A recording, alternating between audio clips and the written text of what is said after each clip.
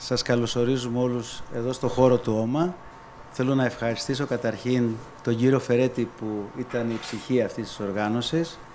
Θεωρώ ότι έχουμε όλους τους καλύτερους VR που υπάρχουν αυτή τη στιγμή στην Αθήνα, γιατί υπάρχουν σίγουρα και σε άλλα μέρη της Ελλάδος. Πιστεύω ότι είναι μια πρώτη συγκέντρωση, ότι θα έχει πολύ ενδιαφέρον και θα τη ευχαριστηθούν όλοι οι Έλληνες οφθαλμίατροι. Στείλαμε mail σε όλους τους οφθαλμιάτρους εδώ στην Ελλάδα και πιστεύω πολλοί θα μπορέσουν να τη δουν και αν δεν προλάβουν για ένα αλφα λόγο θα το ανεβάσουμε στο site του κολεγίου όπου θα μπορέσουν στη συνέχεια πάλι να το παρακολουθήσουν. Σας εύχομαι κάθε καλή επιτυχία.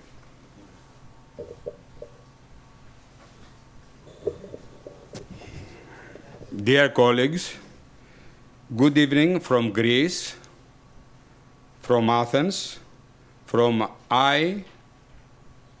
OMA Eye Institute. Speakers specialized in vitreoretinal will present each one for 6 minutes the main points of a scientific paper in various topics. At the end of each presentation, comments will be addressed by a committee of respected vitreoretinal personalities. Finally, at the end of the session, a 7-minute tribute will follow about Greece. This session is personally dedicated to David MacLeod, Peter Lived, and Robert Cooling, and to my students abroad in Greece. Professor Qu.O.Re will address this session.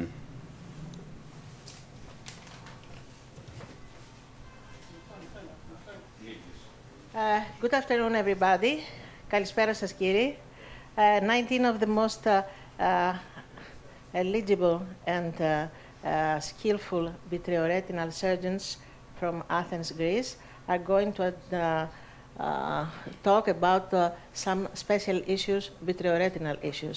First of all, Dr. Papastavru is going to speak about the new technology in VR surgery. Please go ahead.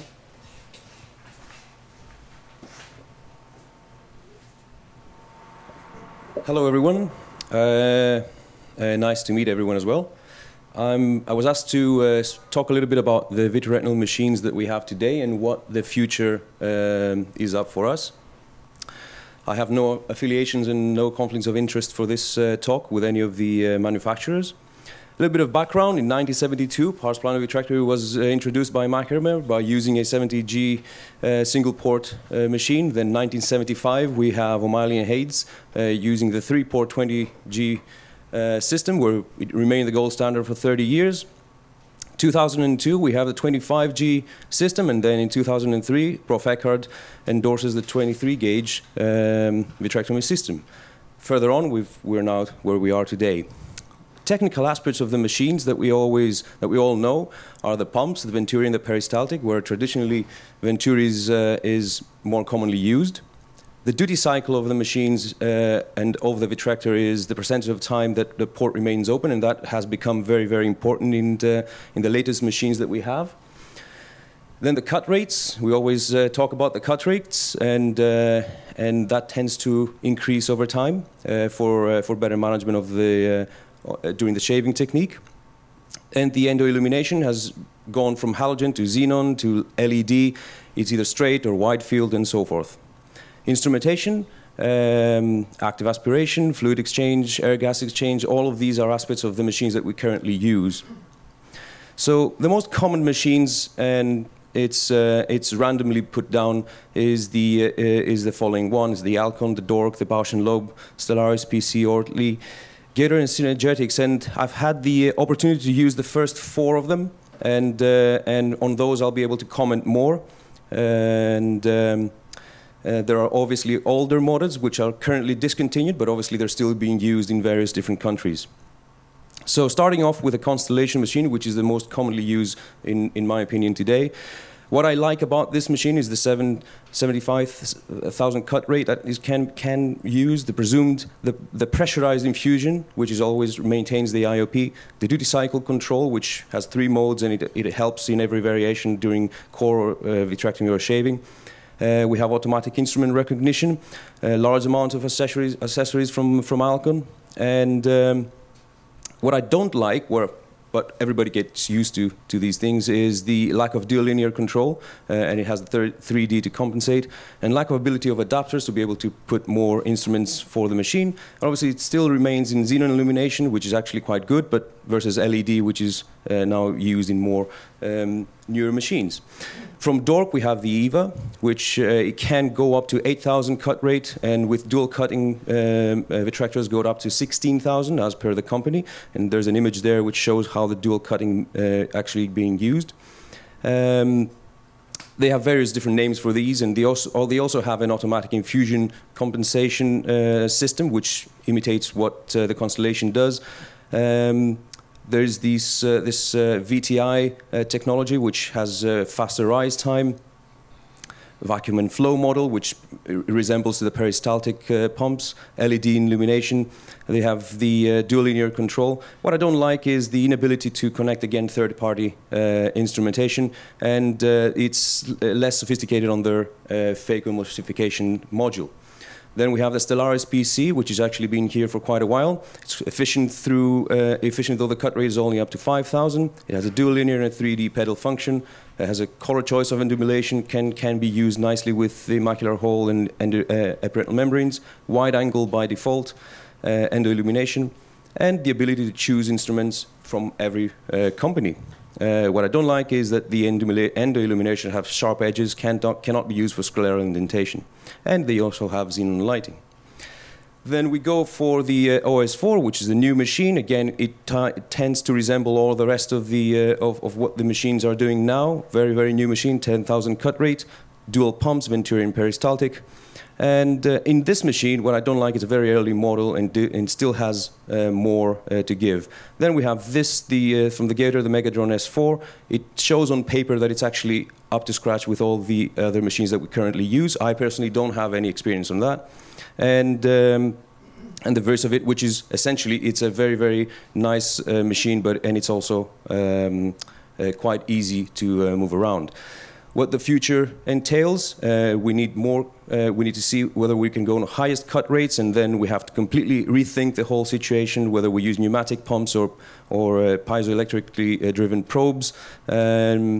Then, the use of ultrasound can be used in these situations, and also we have the difficulties of actually going forward because of the instrumentation being very small.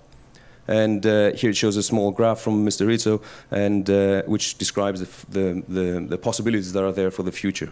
So in essence, we're reaching the boundaries of physics going forward with smaller instrumentation and what we currently use. And the question is do we really need it? Thank you very much. So waiting for the future, we thank you very much, Vasily, because you have been objective and very accurate and on time. Now, do you have any comment? One comment, please.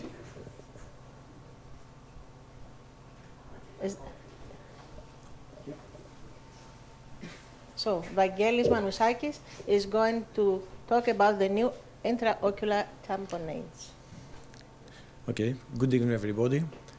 I have no relevant financial interest within the product described in this presentation. Vitrectomy, as the word implies, means the removal of diseased and dysfunctional vitreous. And as vitreous does not degenerate, it is replaced with artificial substitutes which must mimic the natural vitreous chemical and functional characteristics. The vitreous substitutes are one of the most interesting and challenging topics of research in ophthalmology. Vitreous substitutes can be classified according to their molecular status and according to their functional and surgical application. Today, currently we use air, gases, liquids, which is balanced salt solution, perfluorocarbon liquids, silicone oils, and the newer ones that are semi-fluorinated alkanes and their combination with silicone oils. According to their functional and surgical application, They are used as temporary fillers of vitreous cavity during the surgical procedure to maintain the ocular tone. They are used as surgical tools themselves during different phases of vitreoretinal surgery requiring a short intraocular permanence. And most importantly, they are used as permanent fillers of the vitreous cavity after vitreoretinal surgery with different permanence time. The most important representatives are gases and silicone oils. Although very popular, they have drawbacks. Gases, for example, cannot be used for a long-term tamponade. They do not support inferior pathology. They promote cataract, and sometimes they can raise up the IOP and promote central retinal artery occlusion. Furthermore, silicone oil has an overall success of retinal detachment surgery approximately 70%. They have handling difficulties, and also they have some complications. Especially for silicone oils, emulsifications seems to be the biggest problem. Among other factors, viscosity is maybe the most important factor that promotes emulsification. Viscosity is a characteristic that depends on the length of the polymers that silicones are made of, and the less viscous a silicone oil is, the more it emulsifies. For a given viscosity, the silicone oil with the lowest molecular weight will emulsify faster. Today, we use 1,500 silicone silicone oils the first are known to emulsify, but they are easy to inject, and the last are difficult to inject, but they emulsify less. Since the appearance and increased use of smaller gouge vitrectomy, the choice between ease of handling versus its residence to emulsify has proven to be a difficult issue. Siluron Extra, it's a product from Fluron, and it's a relatively new product. It's a modification of standard clinical grade silicone oil tamponades mixed with 10% of a very high molecular weight polymer of the same chemistry. This has, as a result, the extensional viscosity of the oil to increase and the emulsification tendency to decrease. Also, because of characteristic architectural characters, it is easier injected into the eye. Anyway, we still need a better vitreous tamponade agent. New approaches has led research towards functional biomimicry. In other words, the use of synthetic molecules that can mimic the urological function of the vitreous and can interact with the intraocular structure without time-dependent degradation or optical transparency loss. Current substitutes under investigation are natural polymers and biosynthetic materials. Natural polymers are not very popular because they have poor results. Polymeric hydrogels represent the first biomaterials ever synthesized for human use. The concept is to inject them in an aqueous state and be transformed into gel in situ by light exposure or air oxidation. Polymeric hydrogels are hydrophilic polymers that form a gel network when cross-linked. They absorb water and swell, and they present good characteristics. Also, they allow oxygen, nutrients, and growth factors to be implanted or pass through. Smart hydrogels are a new class of stimuli-sensitive hydrogels that could respond better to signals like temperature or laser lights. They could interact better with environments such as retinal tissue and injected drugs, which means that they are emulsified less and they can be injected easier. Although promising, they have some disadvantages. They show injection problems, increased tendency to drift under retina, they can trigger immune reactions, and they have some other safety issues like retinal toxicity and some other matters. Some other ideas which are under investigation is retinal implants and vitreous regeneration. The retinal implants have been inspired by the structure of the natural vitreous. The researchers have made foldable capsular vitreous bodies from silicone rubber elastomer that consist of capsule, a drain tube, and a valve, and they are filled with several liquids. The theoretical advantages are that they do not flow into the anterior chamber, they do not emulsify, and they have the capability to support all the retina. Although the preliminary results are good, there are some also issues like cataract and retinal damage. Recently, hyalocyte cultures have been developed, which produce hyaluronic acid or other vitreous components. The vitreous synthesis could be stimulated by hyalocyte proliferation, which could possibly lead to the artificial degeneration of vitreous in vitro. Since the ideal vitreous substitute has to be found, the ideal vitreous substitute must resemble as much as more as a natural vitreous chemical and functional characteristics. Over the next 5 years to 10 years, we can expect a movement toward developing biomimetic compounds that will maintain retinal position, will utilize novel materials and biotechnology concepts to control metaplasia of cells in contact with vitreous materials, and will inhibit PVR formation. Utilization of a variety of different physical concepts, including osmotic swelling to reapproximate the retina, will allow faster visual rehabilitation, improved patient comfort, and better surgical outcomes. Finally, by combining physical reattachment of the retina with long-term drug delivery, retinal therapeutic can be delivered over sustained intervals to maintain retinal health. Thank you very much. Excellent. We thank you so much, Dr. Manusakis. Do you have any question, please? My question has been already answered about the dream silicone oil, so I don't have any question. Thank you very much. Any other question? Please, Dr. Georgakarakos, he's going to speak about the new dyes in VR surgery. That is a very, very critical point in VR surgery. Thank you for the invitation, Mr. Feretis. We have been using dyes in vitreoretinal surgery for a variety of reasons. Mainly, we use treatment blue products to stain ERMs. We use brilliant blue mainly for the ILM peeling, and some of us still use triamcinolone to stain the vitreous and identify during the vitrectomy, especially in adherent vitreoretinal cases. That's mainly due to the calcium carbonate crystals. So I thought over the next few minutes we will talk about what's new in terms of dyes. What's new, if there is anything about techniques, and if there is anything on the evidence on which dye to use when. So what I found that is worth sharing is this paper presented in Retina this year, which is a meta-analysis and systematic review on the use of brilliant blue for macular hole surgery. They included at the end 9 studies for 846 eyes from 2011 to 2014, and they looked into closure rates, macular hole closure rates, and postoperative visual acuity. These are the papers they have included. Most of them are retrospective, and a couple are randomized, and it included up to 12 months follow-up.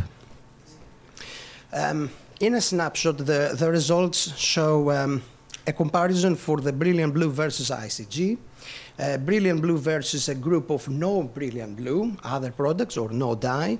And when it comes into postoperative visual acuity, there is a clear favorability towards brilliant blue that is statistically significant. And that includes results of 5 studies, both for the comparison of brilliant blue versus ICG and for brilliant blue versus no brilliant blue.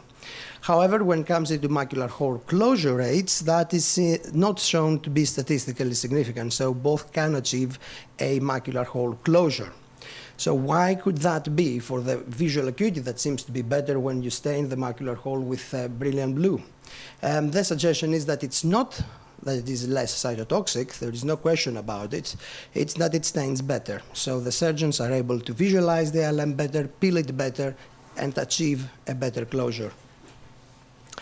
I thought it is worth including the novel heavy dyes, which have improved a lot and have speed up, they do speed up the case when you operate, because it eliminates the need of a fluid air exchange. And that was looked at by the International Chromovitrectomy collaboration of 20 centers internationally, 21 vitreoretinal surgeons, and they looked into 127 eyes, and they did these 2 papers, 2013 and 2014. They compare ILM blue, and they compare with dual blue. Dual blue, which uses both types of membranes, ERM and ILM staining, versus the ILM blue for ILM. The advantage of this is the additive PEG 3350, which has a higher density, and therefore due to gravity it stains better and it can be removed quicker. And you can see here that they used each dye, 63 cases for each dye, and they used the Qu.O.Re system to grade it. Statistically significant result in terms of a comparison of the post-op visual acuity, there isn't, at a p-value of 0.94, and they're more and more used nowadays. What I found in terms of new dyeing, it's this very small pilot study of 12 cases within 180 days follow-up in retina using carotenoids and brilliant blue to protect the macula. They are naturally existing, physiologically present in macula, and they describe a technique to produce this new dye, and they published it in Retina in 2014. And these are the 12 cases where they used it for a variety of cases, including routine ERM, proliferative diabetic retinopathy, and macular holes. Where else can we use it? A couple of techniques that I have found particularly useful, and I was taught, at least a fellow. One is in redo cases, when you have a recurrent RD but you cannot identify the break. The use of subretinal brilliant blue via 41G cannula and stirring it subretinally to see it leaking through the break into the vitreous cavity is particularly useful because it limits unnecessary retinopexy and you know where to perform your retinopexy. So that is one very useful trick. And another one which is presented very recently is its use intravitreally, so that it goes and stains the area around the breaks and you don't need to do diathermy. This is still being investigated, but both were presented with small number of cases. And this brings everything now together. Where can we use dyes in vitreoretinal surgery apart from the macula, the ILM, and the ERM? We can still use it for peripheral retina to peel PVR membranes. We can use it subretinally and in the vitreous cavity to identify new retinal breaks. Thank you very much. Thank you so much. Do you feel that there is a real innovation the last couple of years in the dyes that we use in vitrectomy? Over the last couple of years, I haven't seen anything new, to be honest with you. Only papers and the meta-analysis where they claim that the visual acuity doesn't change or it does change, and there is nothing in terms of biological properties. In terms of techniques, these are the two tricks that I have used and I have found them particularly useful. We thank you very much. Thank you. Dr. Mavrikakis, being a doctor in a very large hospital, is going to talk about the ocular trauma. Thank you. The title of my presentation, Controversies in Ocular Trauma, Classification and Management Review. The source, I have no financial disclosures, and the source of my presentation is a paper with the same title at the International Ophthalmology Journal, published in 2013, and an instruction course at the American Academy in Las Vegas in 2015 by Bob Miller, Kuhn, and Mitra. So let's start with the ocular trauma classification controversies. In the classical ocular classification, the zone 1 trauma is classified as is isolated to the cornea, including the corneoscleral limbus. Zone 2 injuries from the corneoscleral limbus to a point of 5 millimeters posterior into the sclera, and zone 3 are classified as posterior to the anterior 5 millimeters of the sclera. These are the injuries with the less prognosis, because these are serious injuries because they are involving the pars plana. The controversy is that the position of the pars plana, however, varies with the length of the eye, and it is longer temporally, 5 millimeters, and shorter nasally, 6 millimeters. Therefore, the authors are suggesting that it is more scientific to define a landmark for zone 3 injuries with reference to the rectus insertion rather than the conventional definition of injuries extending 5 millimeters beyond the limbus. Now, with regards to the presence of a relative afferent pupillary defect as a single poor prognostic factor may not be appropriate, as there is always a possibility of reversal of RAPD. Now, let's talk about anterior segment trauma controversies and start with the corneal abrasion. Systematic review of the literature has revealed that there is no statistical significant difference between patching and no patching. However, patching can be associated with increased risk of corneal ulcer. We move on to the corneal and scleral lacerations. Based on recommended guidelines, any iris tissue prolapsing out for more than 24 hours should be abscised or otherwise be reposed. Suturing of the corneal laceration with interrupted or continuous suture is not standardized, and for posterior scleral lacerations, there are no clear-cut guidelines about how far the surgeon should explore and attempt a traumatic scleral repair. Now, with regards to the traumatic cataract, we should understand that a traumatic cataract is not a senile cataract. Rarely limited to the lens alone and may be associated with injuries to the zonules, posterior capsule, and posterior segment. Traumatic cataracts operated between 2 and 30 days after injury have better prognosis.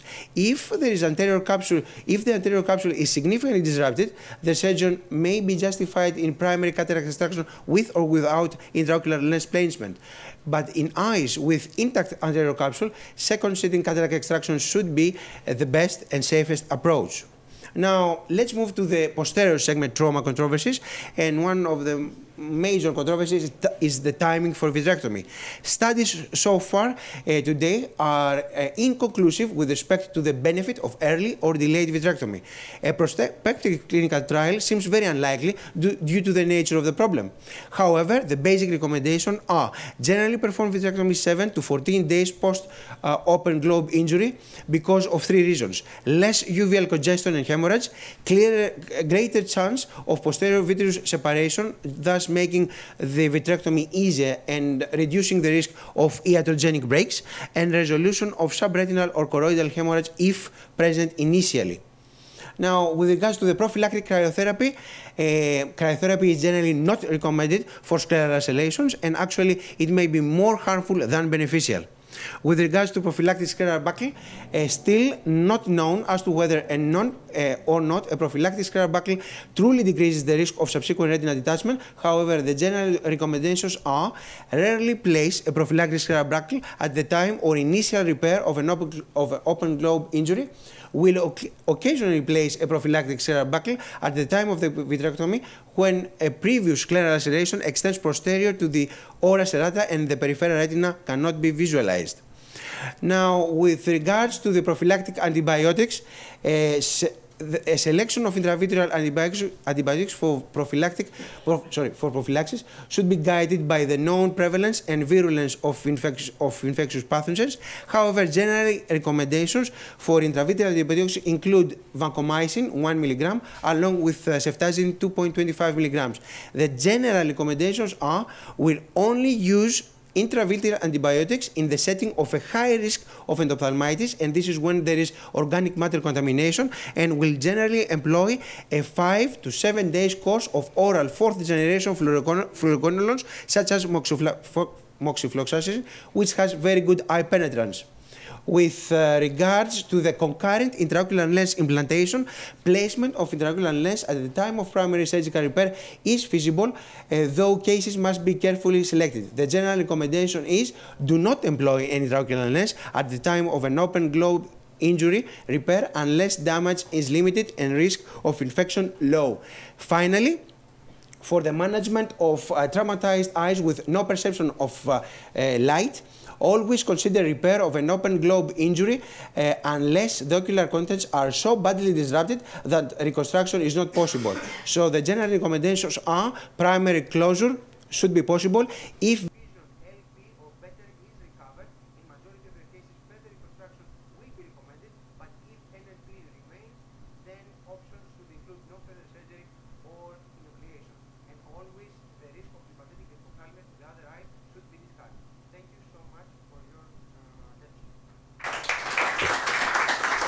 you very much. Any question about the timing of it, the surgery of when you have an intraocular trauma? So you agree, everybody? Thank you very much. Yes. Dr. Eliazos is going to talk about the intraocular foreign bodies. So, Chris, start here. Thank you very much for the invitation. In the next 6 minutes, we're going to see what is the best management, the ideal management of intraocular foreign bodies. As Dr. Marivrakaratis said before, ocular trauma constitutes one of the most important causes of visual loss and disability in our world. The penetrating intraocular injuries with subsequent intraocular foreign body account for about 18 to 41% of cases. This is a nice review that was published recently in Surveys Ophthalmology about management of intraocular foreign bodies. I'm not going to stay in the classification. We know that foreign bodies could be toxic or inert. The entry side could be through the cornea or through the sclera. The average side is about 3.5 millimeters. What a foreign body causes when entering the eye. First of all, it causes a direct mechanical damage. It could cause a reaction such as metallosis, siderosis bulbi, or halcosis. It could introduce an infection that would lead in endophthalmitis. It could cause post-traumatic idiopsychlitis, and in very rare cases, it could be the cause of sympathetic ophthalmia. It's very important to assess properly the patient with an intraocular foreign body. We need to take a good history. We need a thorough ocular examination, and ocular imaging is essential. In the past, we used X-rays. Now, orbital CT scans with sagittal and coronal thin cuts is the gold standard. Nowadays, there are papers showing that the spiral CT is better compared to the conventional CT. In rare cases, we could use MRI if it's not a non-metallic foreign body, and ultrasound plays a role.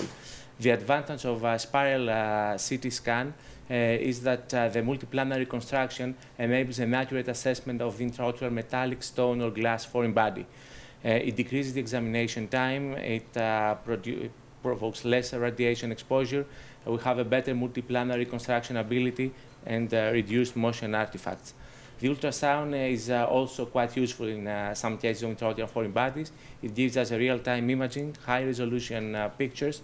It's less expensive, and especially for anterior segment foreign bodies, UBM is very useful. Very, very rarely we use with extreme caution the MRI, and we come to the management of an intraocular foreign body.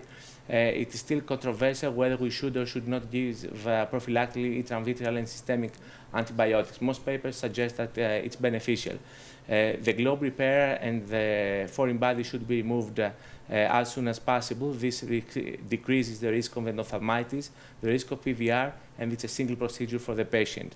In terms of instruments for the removal of the foreign body, in the past we used external electromagnets that are very rarely used nowadays.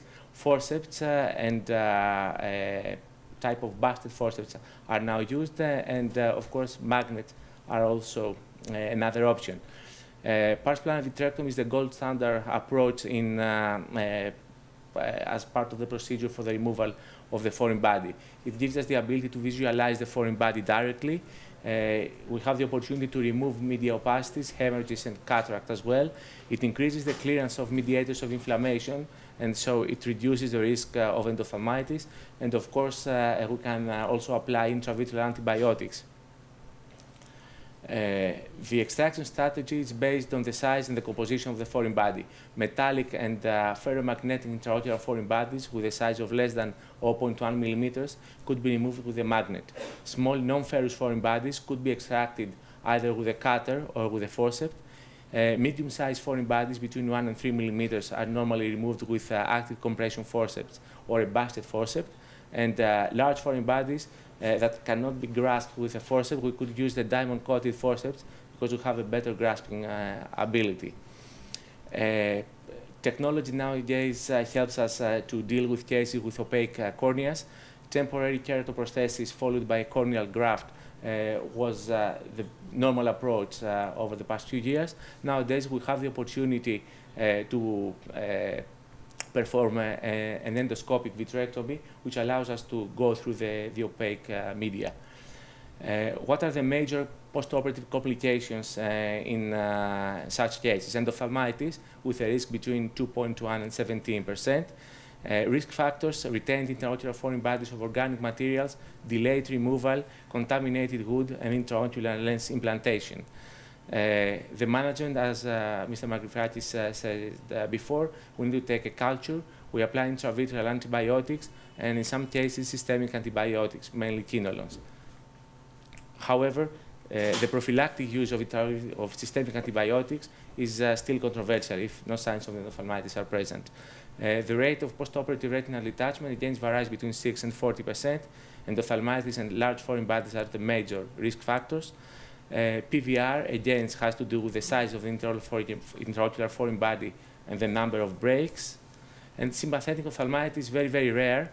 It is present with an incidence between 0.28 and 1.9%.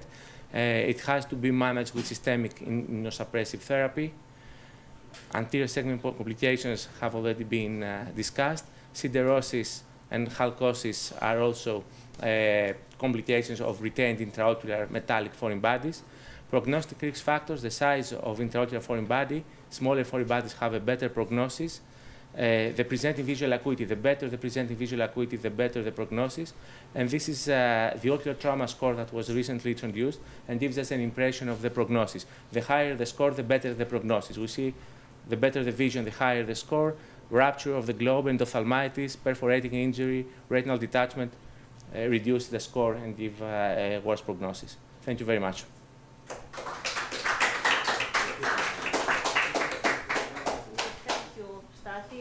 It is a very challenging field, and once again, the one challenging field is the proliferative diabetic retinopathy that is going to be addressed by Dr. Qu.O.Re. And here in this field, we have some new things. Strato. Thank you very much for the kind invitation. I would like to thank personally Elias Feretis for organizing this meeting. Actually, it's very nice in a city to gather all together the VR surgeons, young, old generation, new generation. And actually, it's nice to be gathered in a more relaxed way that we did 2 times last 2 years in Volos, exchanging ideas, opinion, and questions. When we have the cutter close to the vitreous base or fibrovascular tissue or over the detached retina, we really feel very stressed. So here is a new gadget. New vitrector is coming with 10,000 cuts per minute and designed to improve the retina protection. The Constellation machine has to be upgraded to enable this new cutter, high-speed probe cutter, to be launched on.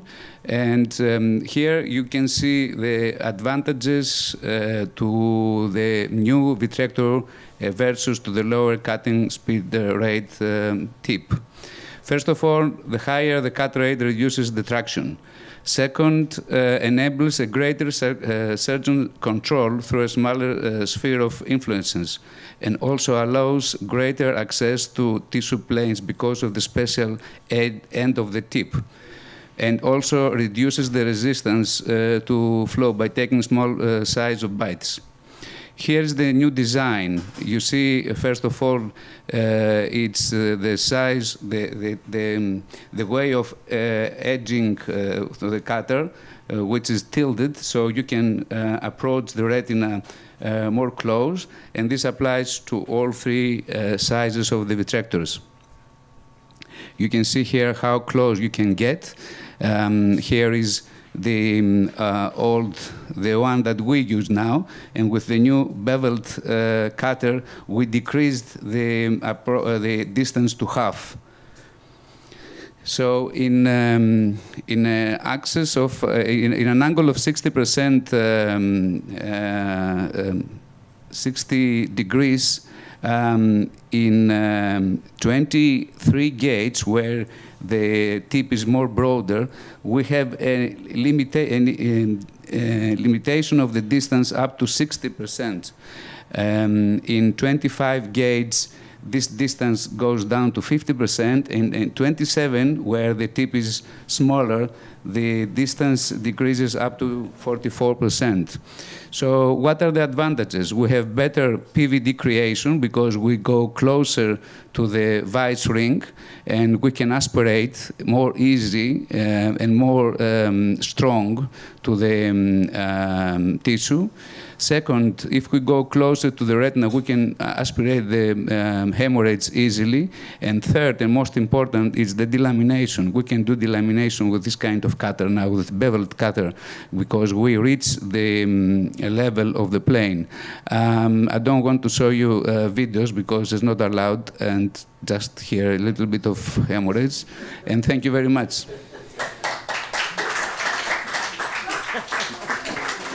You could not resist. Sorry? You could not resist. Not resist. Yes, from seeing a video. for presenting a video. We thank you very much. It was very nice. Blasi. So, the prophylactic. Yes, a comment from Dr. Dimopoulos. By the way, do you use injections of anti-VEGF by diabetes proliferative retinopathy? Do you believe in this old story of Avery that if you inject, then we have I inject immediately anti-VEGF one day before the operation. Also by just diabetic to create, proliferative? to create less bleeding during the operation. Thank you very much. Okay, so I'd like to thank Dr. Ferretis for his kind invitation today. And does it go which way? Okay. And the opportunity for my talk today was this paper, which was published in Retina in May this year, regarding laser prophylactic treatment for fellow eyes in giant retinal tears. And the authors here had two groups, the observation and the photocoagulation group.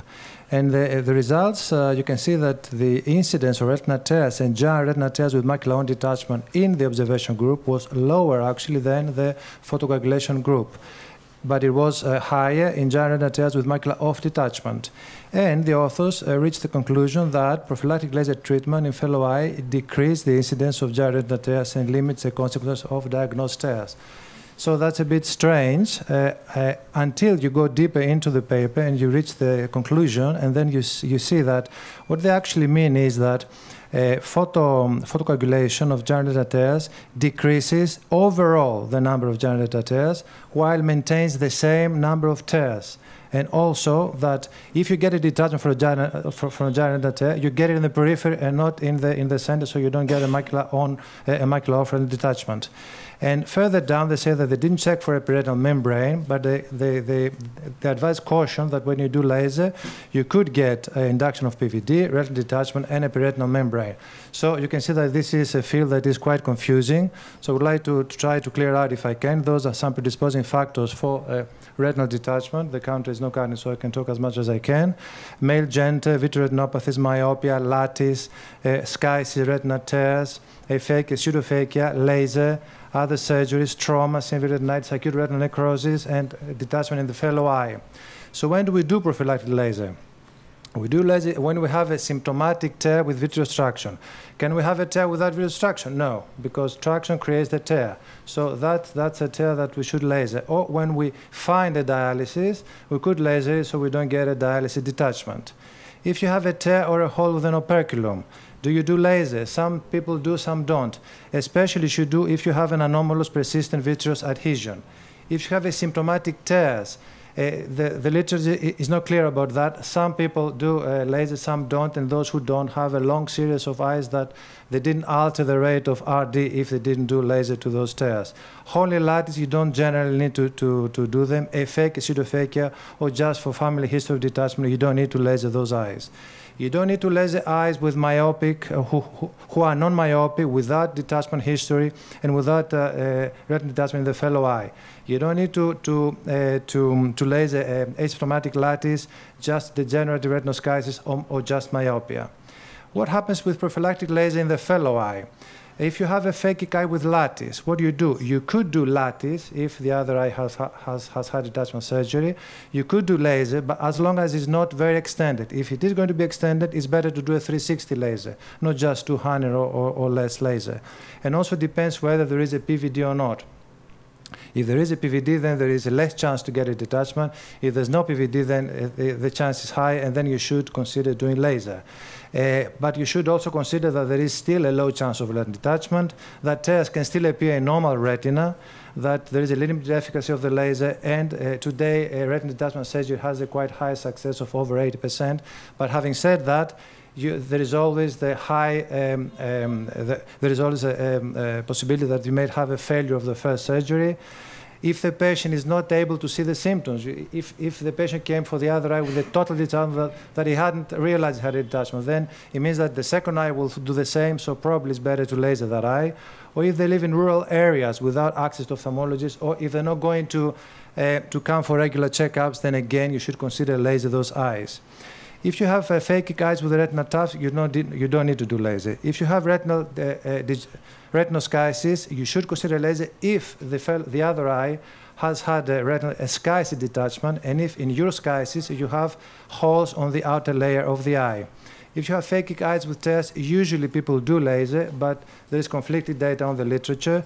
If you have phakic eyes who have had an operation for a giant tear in the other eye, the literature says you should do, but when I remember Bill Elwood and Paul Sullivan in movies telling us about a case with a young girl who came for a giant retinal tear and had a surgery which didn't go well.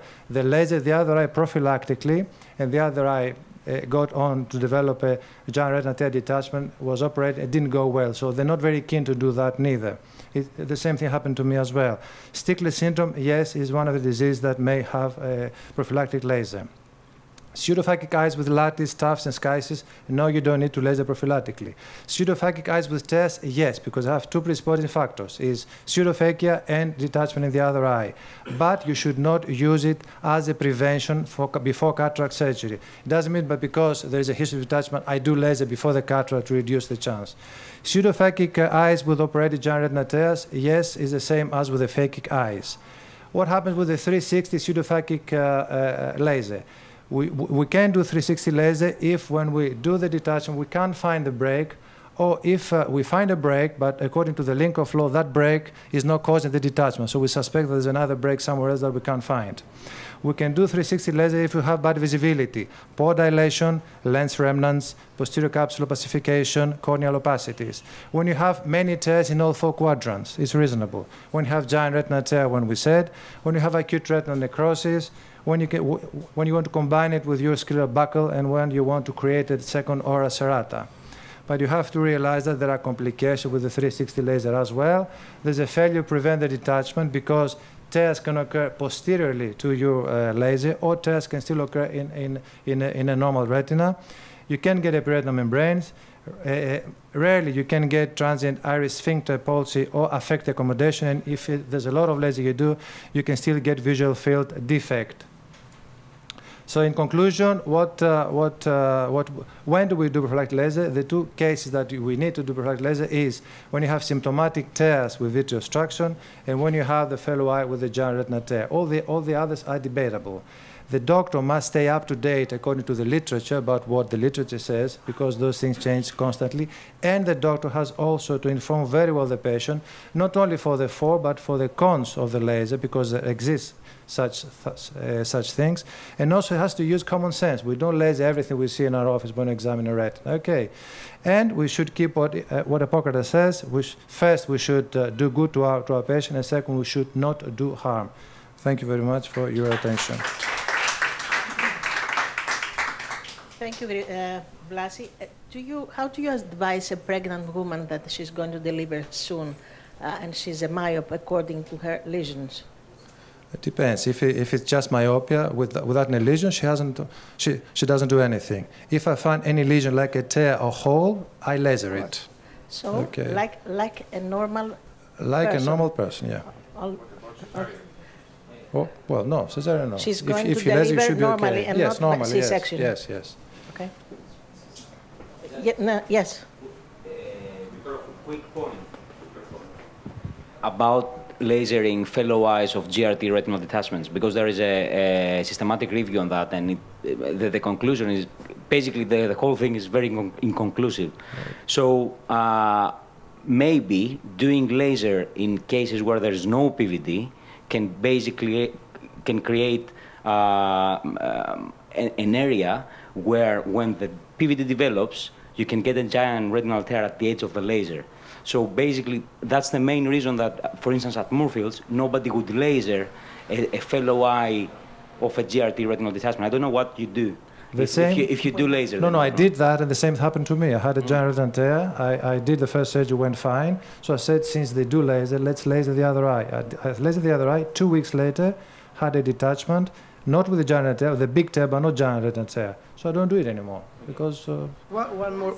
I don't feel safe. Yeah. Yes. Microphone. Giant tear detachment. Yes, but he got a detachment.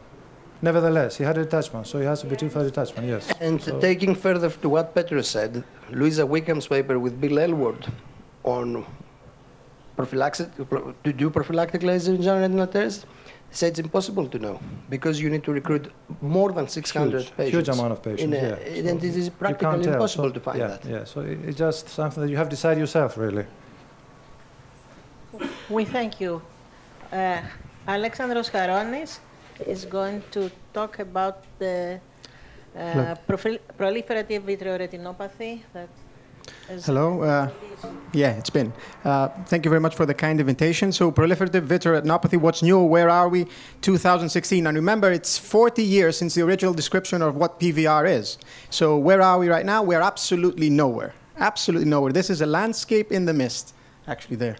It's a landscape in the mist. So we're actually absolutely nowhere, and it's frustrating. It's frustrating, and it's frustrating because we actually don't even don't even discuss about this huge failure in all of our meetings. We discuss about the bevel of the vitreous cutter. We discuss about cutting. We discuss about everything else other than PVR, which is the major failure of retinal detachment surgery. So, and why is that? The first reason is historical. It's actually a kind of a misnomer.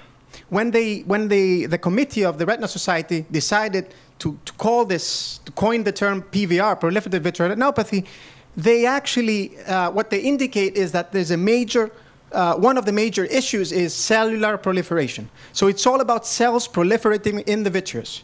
And that actually caused a huge misunderstanding of the whole process, because then what's the next logical step is to actually create experimental models. And what do?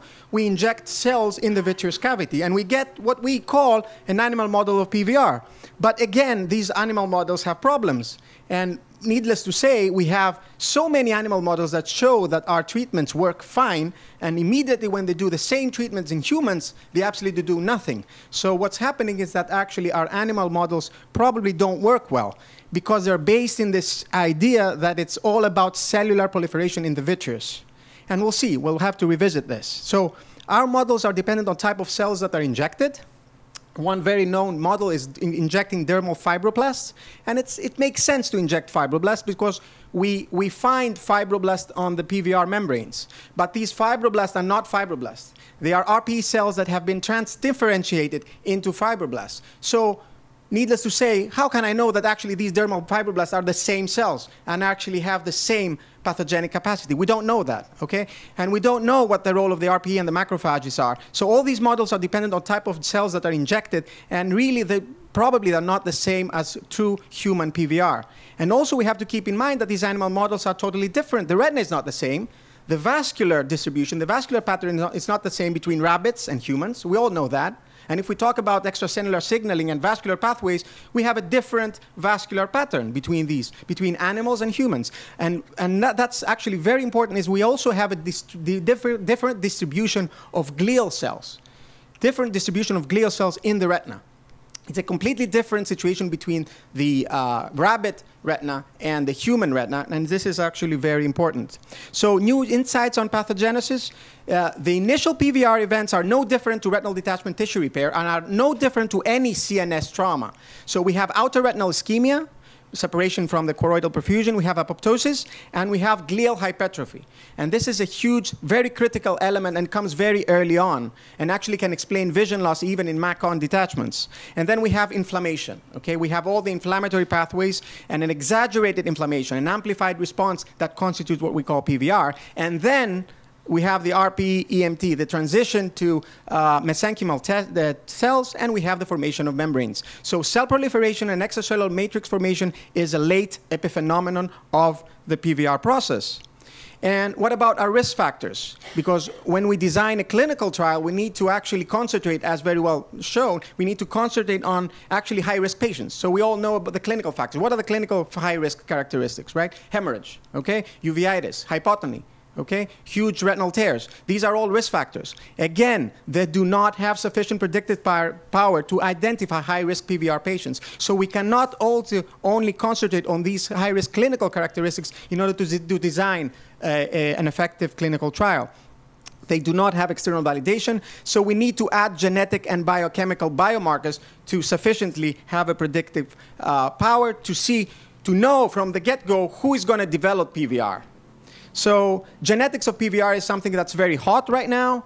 Many projects going on. One important project has shown that different SNPs in early inflammatory mediators, TNF-alpha is one of them. Dr. Theodosiadis has a huge interest in TNF-alpha, so this might be an idea.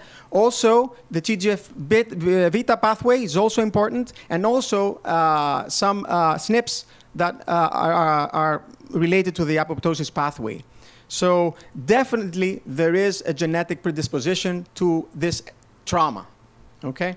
So another important point, because all the rest are just for basic scientists, I guess, and not for us in the clinic. But again, what are we doing what do we do in the clinic, right? Do we classify PVR? Well, we're supposed to be classifying PVR. 1983 was the first classification.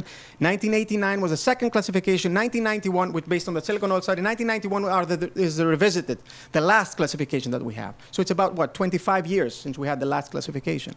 Nobody uses PVR classification. I'm amazed that nobody uses PVR classification. And I don't know whether you guys use PVR classification in your everyday clinical practice, but what I was amazed actually was that not even clinical researchers use PVR classification. This last paper here from the Journal of Ophthalmology, they showed that actually not even researchers actually use PVR classification in the PVR studies. So you can imagine that's a different language between different scientists. So, and why don't we use it? Because it's descriptive. It's not prognostic.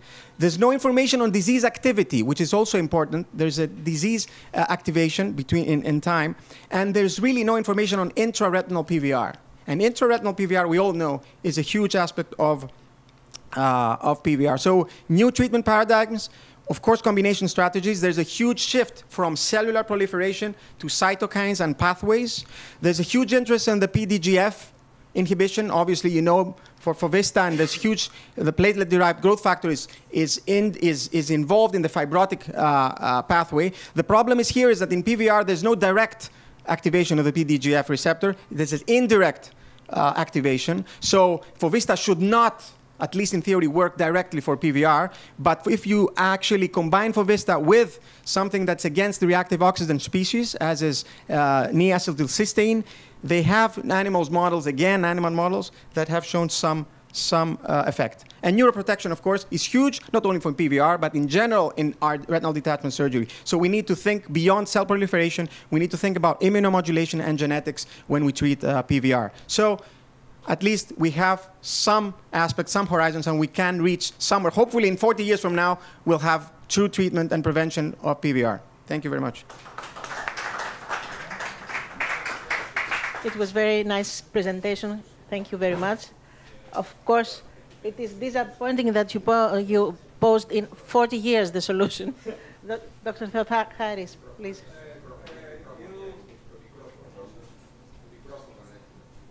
Alex, you mentioned intraretinal PVR. How do you define that? Yeah, that's the issue. No clinical PVR classification talks about intraretinal PVR, and yet we all know that there's a huge aspect of PVR is actually intraretinal PVR. We know in surgery how this. What do you mean exactly?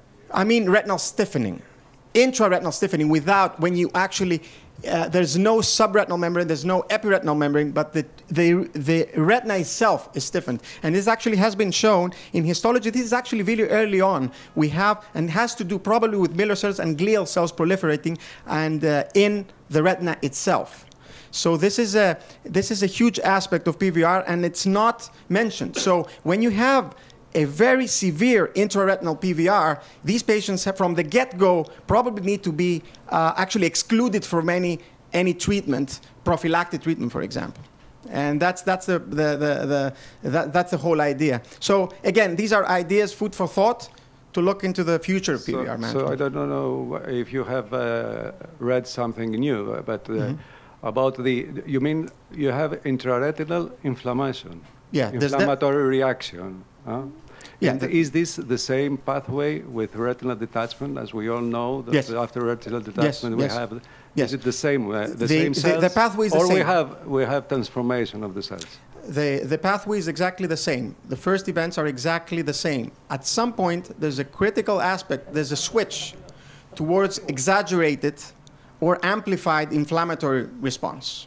And what the switch is, we don't know. It probably has to do with some kind of genetic predisposition that points that things get out of control and you get amplified inflammation. But the glial cell transformation and the glial cell changes come before that, actually. Yeah, I was just wondering if you have any indication about the metaplastic development of these cells, for example, to fibroblasts. Okay. And this could tell us, for example, about a real stiffening, no an inflammatory or edematic stiffening, which can be reversed. You talk about the EMT, which is a classic knowledge, the change of the RPE cells that are getting to fibroblast-like cells that actually have contractile potential.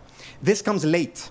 This comes really late, and this does not involve true retinal detachment repair mechanisms. This is beyond the amplification switch. Okay? But it's late. So any strategy or monotherapy against cell proliferation is already late in the process. That's why they did not work. There was a slight, some kind of let's say, signal that might work in terms of prevention, not already constituted PVR, like the 5-FU heparin trial, but it's late. So anti-proliferation is something that it's already too late. At least in PVR. Do you have any indication about ochriplasmine in PVR? I'm sorry? Have they used ochriplasmine, etc.? To my knowledge, no. I haven't seen it in any of the reviews. Thank you very much.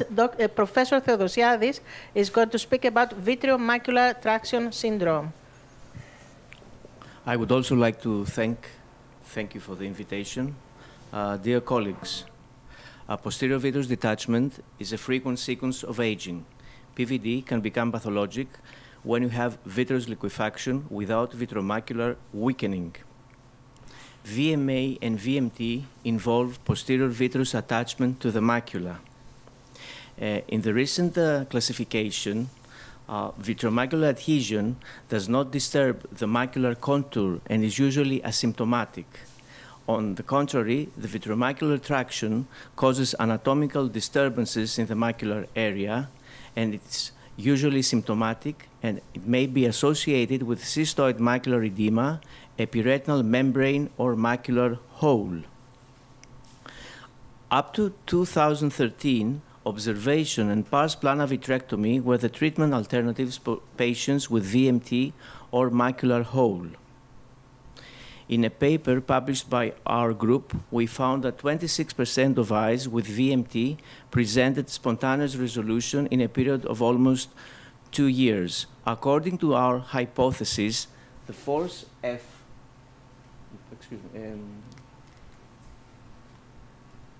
laser,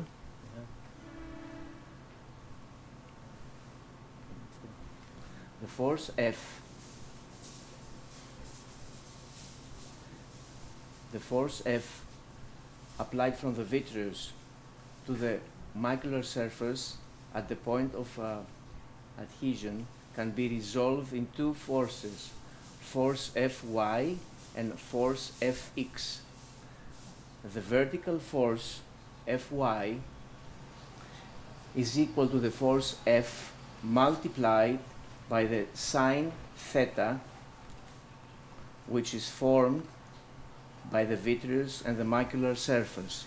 Therefore, whenever the angle between the vitreous adhesion and the macular surface increases, the sine theta also increases.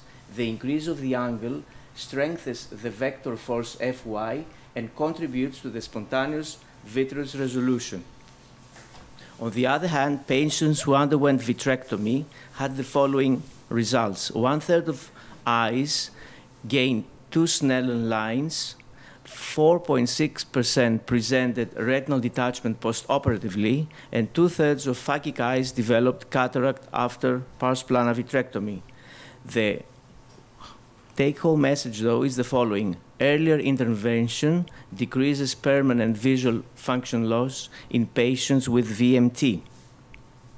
We should also stress out the following. The use of intraocular SF6 or C3F8 gives us good results regarding the resolution of VMT.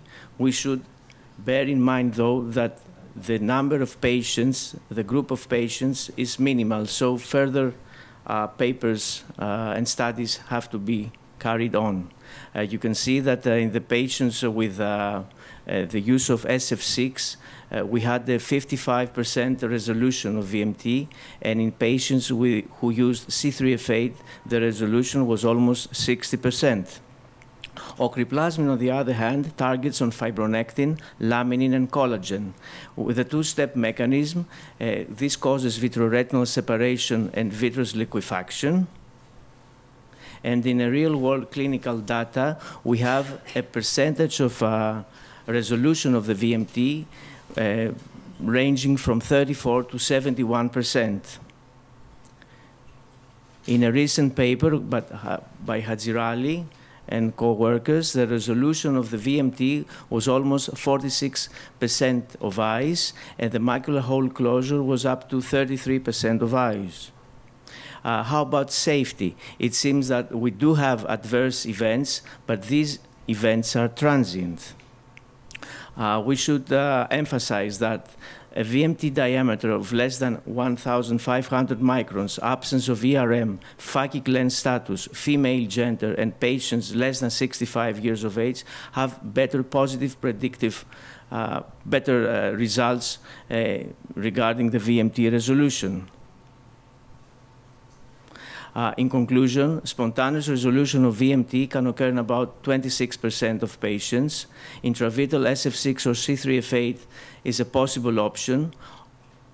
Ocriplasmin seems to be a safe and effective treatment alternative in cases of VMT or VMT associated with macular hole, presenting a resolution of VMT in a percentage of 46% of eyes. Complications can occur, but usually they are transient. It is very important to take into account that better results develop in female patients, phakic young patients without ERM and with VMT adhesion of less than 1,500 microns, and pars plana vitrectomy is crucial in cases of non-responding to ocriplasmin or when the criteria of treatment with ocriplasmin are not fulfilled. Thank you. Thank you very much for sharing your experience. And now, Dr. Theocharis is going to talk about the macular pucker.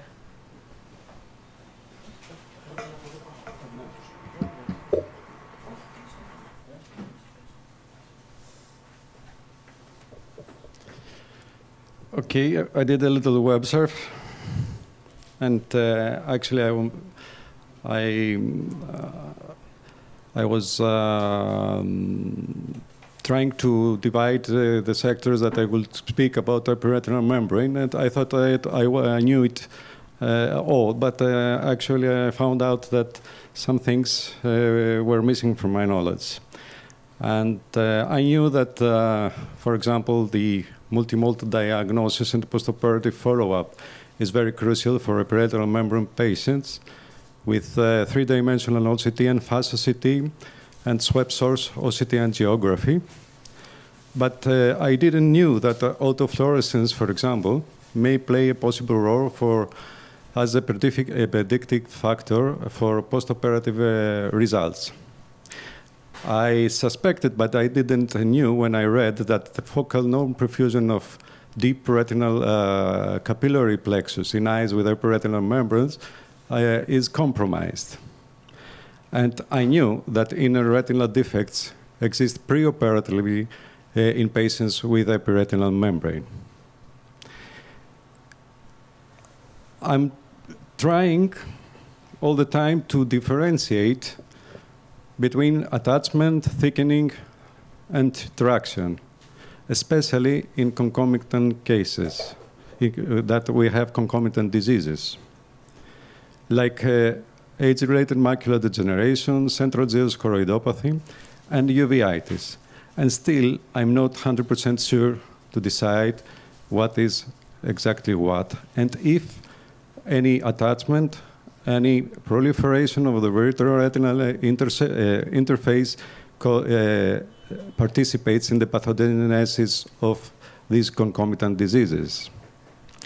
But I know that those patches that we see in en face OCT in vitreoretinal interface that I call salt marshes are areas of vitreoretinal traction. Concerning the surgical advances, I knew about sutureless combined phaco-PAPI vitrectomy under topical anesthesia. I didn't know, but I heard about the intraoperative OCT, beginning with a handheld OCT, the microscope-mounted OCT, and I think the one that will prevail, microscope-integrated OCT. I've heard also about robotic peeling and 3D head-up vitrectomy that will change and revolutionize, actually, our ways to treat vitreoretinal diseases. We must never forget that nowadays cost also counts. And remember that cost for phaco-vitrectomy is much lower than to do two separate operations. I recommend strongly the last article to be read by colleagues, because it summarizes all the new revolutionized ways to perform vitrectomy and to diagnose and follow up vitreoretinal disorders. Advances need and retinal experts demand sharing knowledge, active participation, and interdisciplinary efforts, Professor Theodosiadis. Thank you. Well, thank you very much, Dr. Theocharis. So, is there any question on that? So we have to proceed with Dr. Qu.O.Re. Her favorite subject is macular hole. She's very experienced. So, Tina. Yes, thank you very much. I would like, first of all, to congratulate Mr. Feretis for his initiative and to thank you very much for his kind invitation. He asked me to talk about what is new in the macular holes, and what I'm going to present is from the Clinical Ophthalmology 2016, and what is considered today the optimal management of the idiopathic macular holes. How can I? Yes. First of all, the etiology, we have a new classification now to primary, what was considered before formerly idiopathic macular holes, to secondary ones, and if there is presence or absence of vitreous attachment.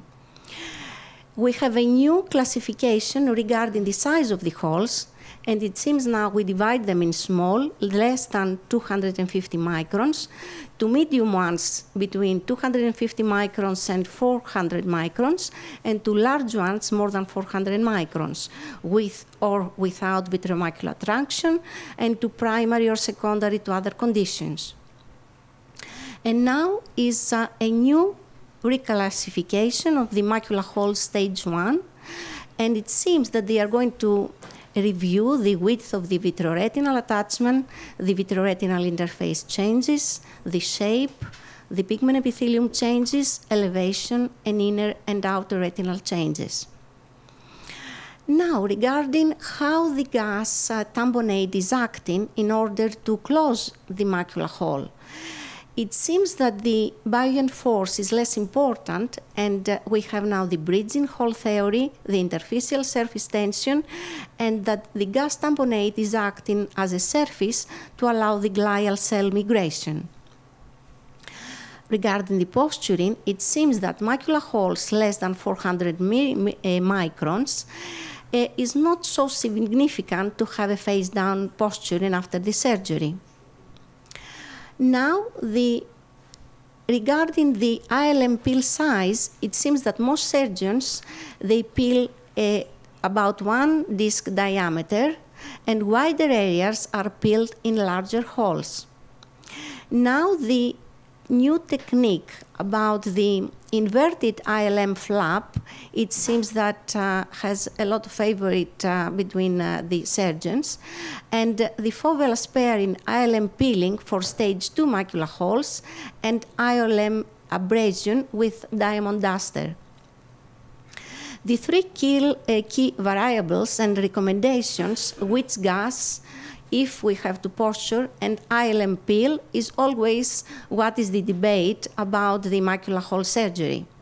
It seems for small holes, ILM peeling may not be necessary, posturing may not be required, and long-acting gas is not required, while this is the rule for the large and stage 4 macular holes. Now for the small macular holes, we have the choice of ocriplasmin that was presented by Professor Theodosiadis. And the post-marketing experience, it seems that it shows that 26% of the macular holes, when in small size, may close with the use of ocriplasmin if it's related with the vitreomacular trunction as well. Pneumatic vitreolysis is still investigated, and they report for small holes a percentage of closure about 25, even 45%. And in summary, the authors of the clinical ophthalmology in 2016, they give this optimal treatment of choice for the macular holes. While they are small ones, we have the choice of ocriplasmin, and for the medium ones, as far as there is present a vitreomacular traction. And for the big ones, we need to have ILM peeling, we need to have a long-acting gas, and posturing of our patients. Thank you very much. Very nice. We thank you very much, Dr. Qu.O.Re. And now, is there any question on that? Yes, please.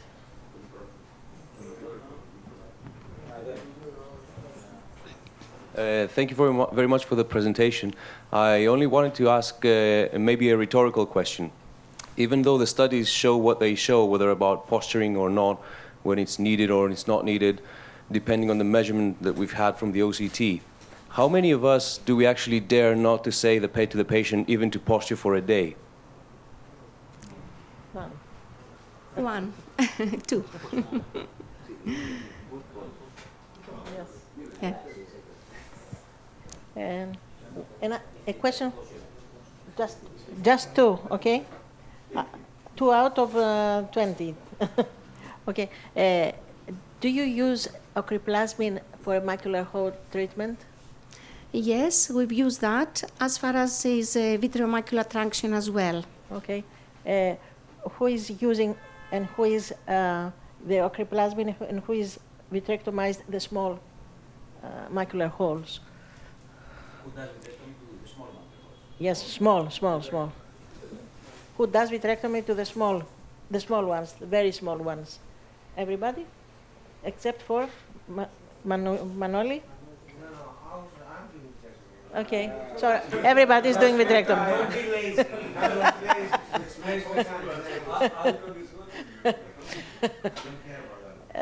Okay, thank you very much. Thank you. Dr. Petru, it's your time. So, optic pit this. Good evening. Thank you very much, Mr. Ferretti, for this kind invitation. So the topic is optic disc pit maculopathy. So basically, a couple of general things. We're all familiar with this type of presentation, pit with fluid under the macula. This fluid can be subretinal, or it can be sub-ILM, or intraretinal. It can have different forms, and we know that we cannot know which patient can do better with surgery. And during my fellowship, I remember Graham Kirby was telling me that it would be nice if we had a way of grouping these patients and altering the surgical techniques we have for each patient differently. For instance, if we have a sub-ILM fluid, it would be nice to know that we need to remove the ILM. Or if we don't have sub-ILM fluid, maybe we need to do vitrectomy without removing the ILM, and so on. So we do know that on the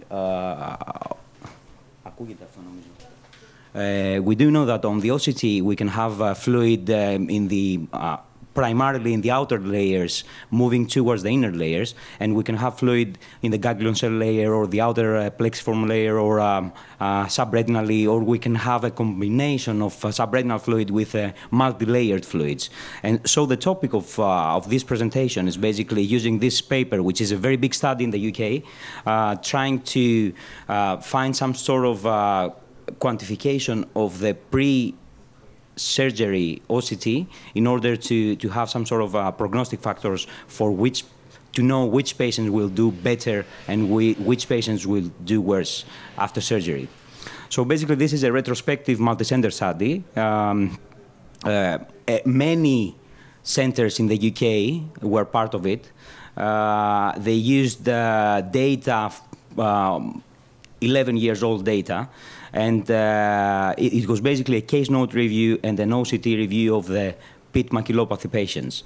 And apart from this bit, there was another systematic review of the literature, so a literature review of cases with similar features, which could be analyzed in the same way and could be, so a comparison could be done between those two types of analysis. So basically, patients with pit maculopathy and documented by OCT cases had to have baseline and final follow-up OCT and at least 6 months of follow-up. And patients with orbital or cranial abnormalities or systemic associations or previous treatment were excluded from the analysis. So there was a standardized questionnaire given to each center, and the size and location of the pit was documented. Patients were divided into two groups. One group was if the fluid was up to the arcades or exceeding the arcades, or if the other group was the fluid was less than that. And also there was a subdivision of these groups according to the location of the fluid. So if you see the first group, if we had the subretinal fluid or subretinal fluid with a little bit of fluid in the outer layers, was group 1. If we had mainly outer layer fluid, that was group 2. And if we had a combination of multi-layered fluid with subretinal fluid, that was group 3. And I will show you the results, and we can discuss if you want. So the 36 eyes were identified in this study, and 34 of them had surgery. And there was a significant association between the type of fluid and the visual success. And specifically, if the patients who had subretinal fluid in combination with multi-layered fluid had lower chance of success, and also there was a significant association between the extent of fluid and the odds of visual success, meaning that patients who had fluid exceeding the arcade or up to the arcade had better visual acuity postoperatively compared to the patients who had fluid less than that. Now, using the patients from the systematic review, which was 19 eyes, there was a confirmation of the same results. So basically, they had the same findings. So in conclusion, patients who have subretinal fluid combined with multi-layered fluid will do worse after surgery. If patients have fluid exceeding the arcades or are up to the arcades, would have worse visual acuity compared to patients who had less fluid than that. There was no correlation between the size of the pit and the type or the extent of fluid, and there was no correlation between the duration of the reduced vision and the extent or the type of fluid. Overall, there was a visual success of 64% in these patients, and there was a complete anatomical success in 36%. When we say visual success, that means more than 2 lines. And it's very important to have a knowledge of the prognostic factors, not only for patient counseling, but it might be a tool to alter the surgical techniques we have so we get better results with our surgery. Thank you. Very nice, Pedro. Any questions, please? Yes, please.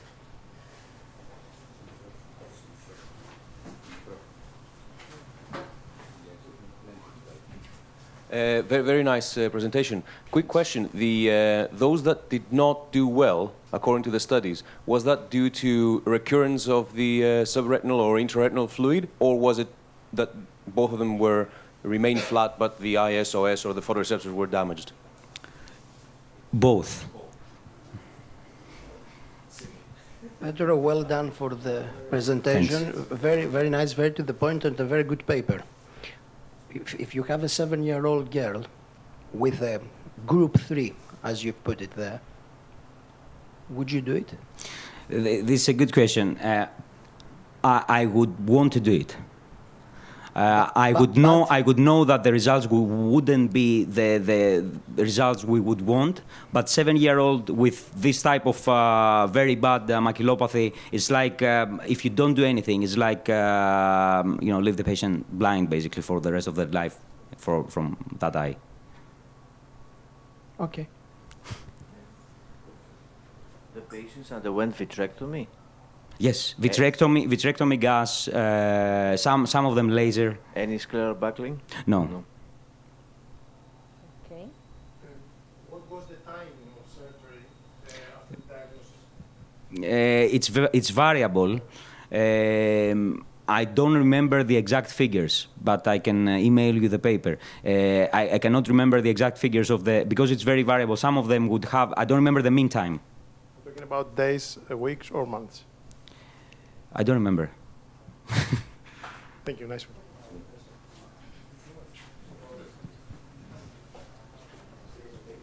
one. Okay. Dr. Kapetanios is going to continue with the dislocated IOLs. Okay, thanks. Okay. Good evening, everybody.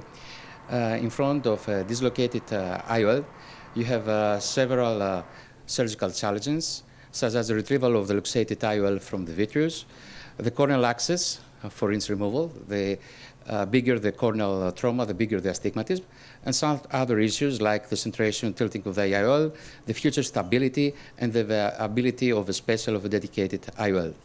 So, what are the options? First, if you decide to exchange the lens, you can put an anterior chamber IOL or an iris claw IOL, which is very popular in our days, or to put a 3-piece posterior chamber sclerofixated IOL. I think for VR surgeons, it is desirable and suggested by literature to preserve and reposition the existing IOL. Several papers have been shown that after vitrectomy, the final visual acuity in long term was the same. Either you exchange the lens or you use the same IOL. So, if you take a decision to keep the same IOL, what are the surgical challenges? First of all, the centration and tilting, the future stability, and the availability of a special IOL. You have also in front of complications such as ciliary body or choroidal hemorrhages, retinal detachment by vitreous traction, and IOL redislocation, almost 30% in the literature after 10 years of follow-up, mainly because of biodegradation of the suture. So when this paper appears almost 10 years ago, I think that was a great idea. The sutureless intrascleral posterior chamber intraocular lens fixation is a great idea because you use no sutures, so it's a faster technique. Yes, there is a learning curve, but you have a great centration and stability of the lens, and you use a standard 3-piece IOL. Since then, several papers have appeared where there are various techniques, various methods of these techniques. You can use for the sclerotomies blades or trocars or needles. Some surgeons also use needles or forceps to take off the haptic, take the haptic and take it off. And some others use scleroflaps, as we can see here, for the stability of the haptic. Others prefer to make scleral tunnels and push or pull the haptic through the tunnel. Whatever the method or the tricks that you use, I think that's a great method because, first of all, you have a great stability. There is scar tissue formation around the haptic. There's a great centration. Even if you use after that endocarbonates like gas or silicone oil, is very stable. It's a quick technique. Yes, there is a learning curve.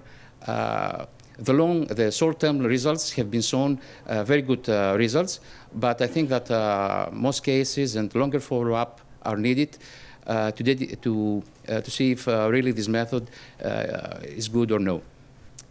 Now, what happens if you have a single-piece acrylic IOL?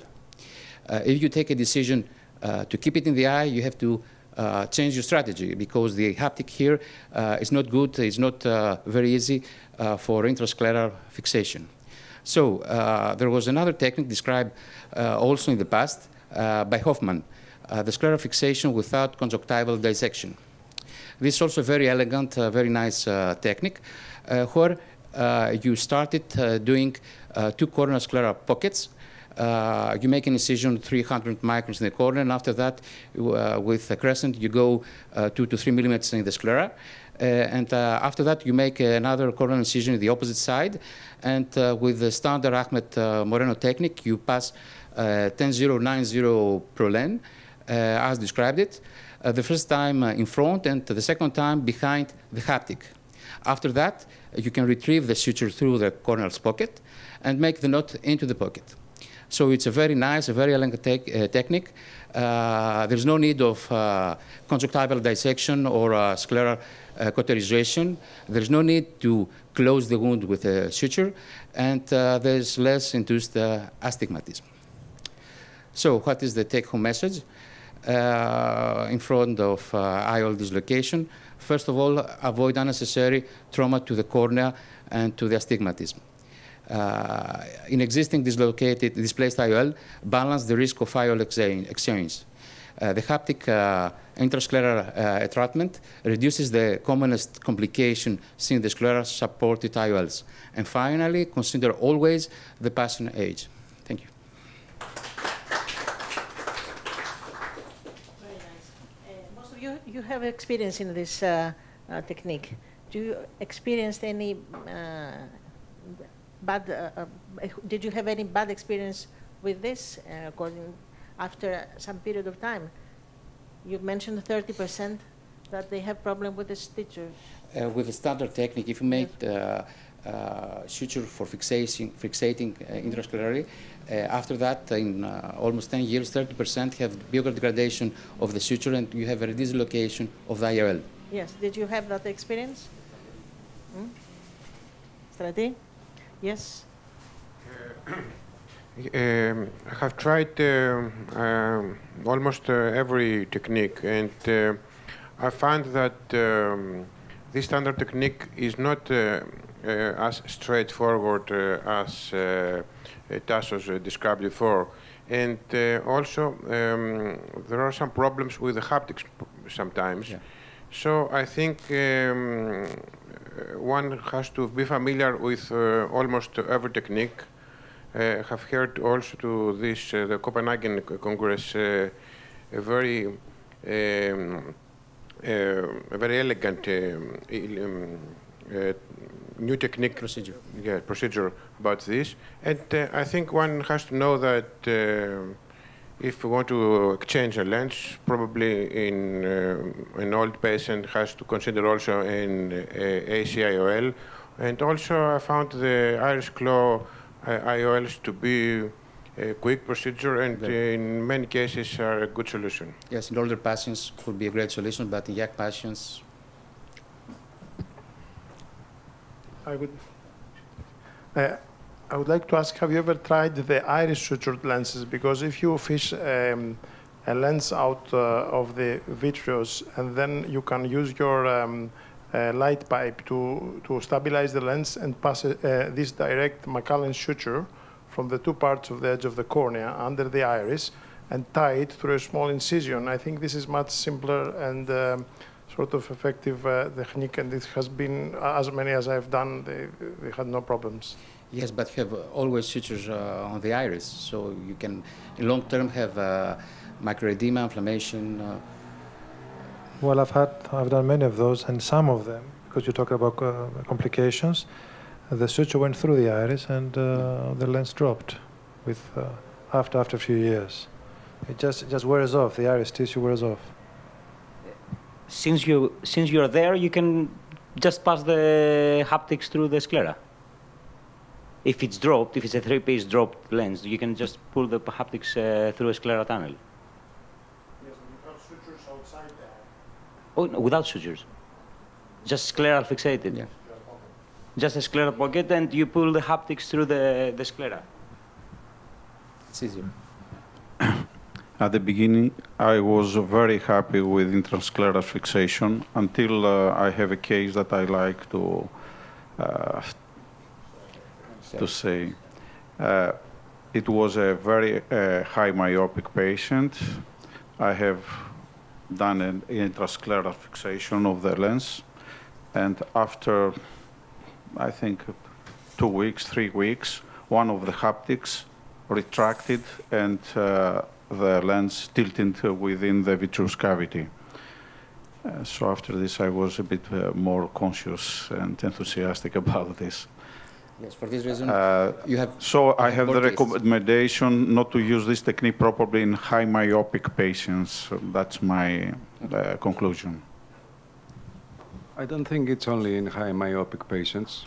Other patients also can present with tilting and with floating IOL inside the vitreous cavity. It depends on the tunnel, if you have done a good tunnel or not. The problem is that in a high myopia you cannot do a decent tunnel because it is thin, the wall. On the other hand, concerning the microedema or vitreous iritis and everything, I believe this is happening to all the procedures. Sometimes it's due to the not good positioning of the IOL.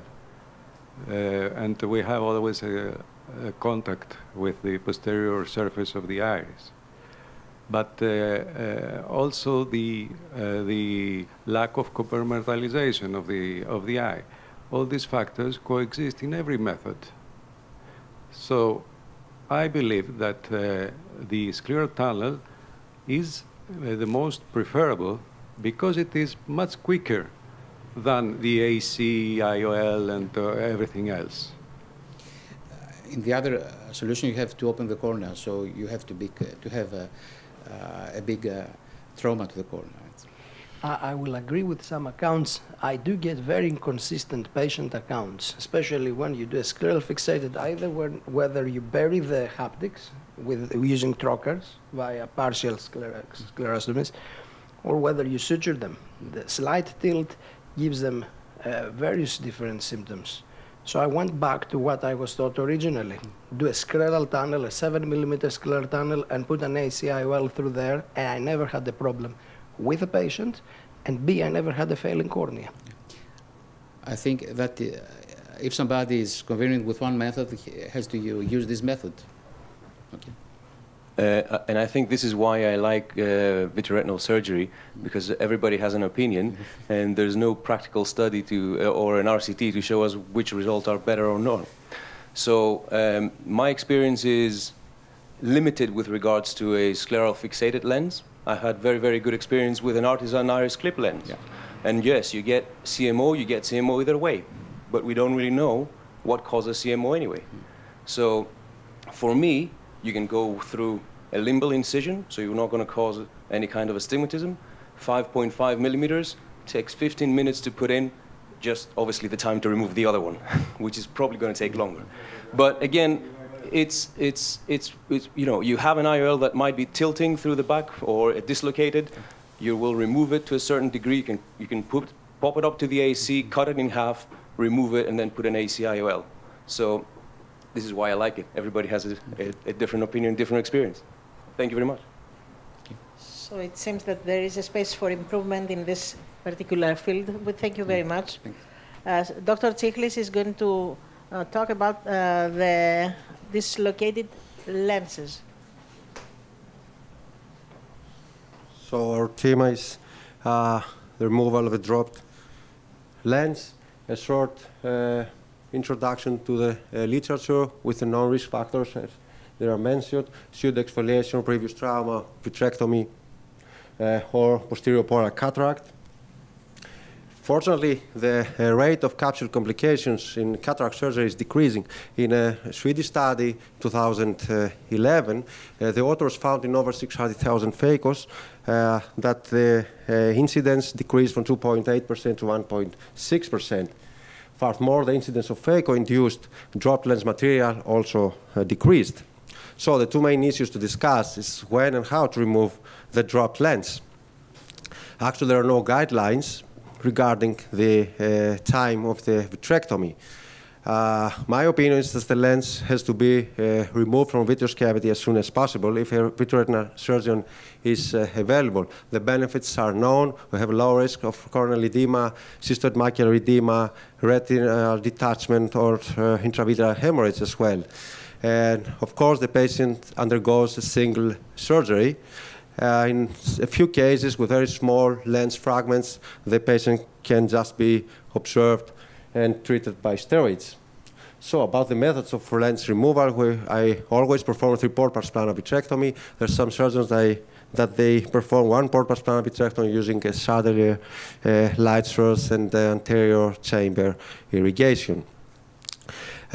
When we perform 3-port pars plana vitrectomy, we can remove the lens material using the fragmatome, conventional or torsional, the cutter, only the cutter. I always use PFCL to protect the macula from any damage, and sometimes viscoelastics for the anterior chamber. And if the view is restricted because of the corneal edema, sometimes we inject triamcinolone for better visualization of the vitreous. When we perform 3-port pars plana vitrectomy, we can use 23, 25, or 27 gauge or hybrid approaches. At the moment, there are only 20, 23 gauge fragmatomes available. As option, we can use a torsional phaco system after removal of the sleeve and enlargement of the sclerotomy. Or another option is to remove the lens material through a corneal tunnel after elevation by injecting PFCL. When we use the fragmatome, we try always to work with a very low power, under 10%, and keep the suction port always occluded.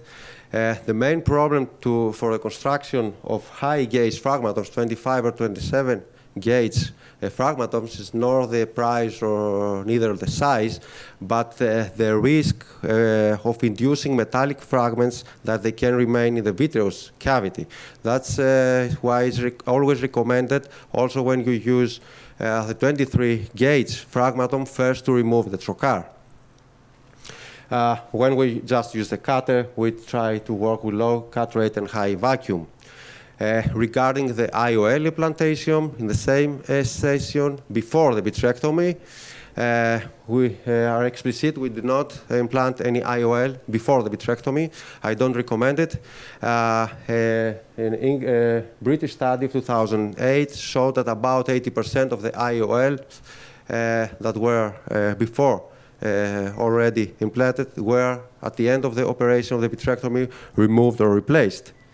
Another tip is to use F6H8 instead PFCL. F6H8 has a lower surface tension, and so the risk of dispersion of the lens fragments is lower, and it gets easier, faster, and safer to remove. And for the end, do not forget always to perform a total vitrectomy. Always be sure at the end that all the PFCL bubbles have been removed. In case of restricted view because of corneal edema, we can color the PFCL using a blue dye. And as option remains the IOL implantation, the same session, or injection of triamcinolone to reducing the postoperative inflammation. Thank you very much.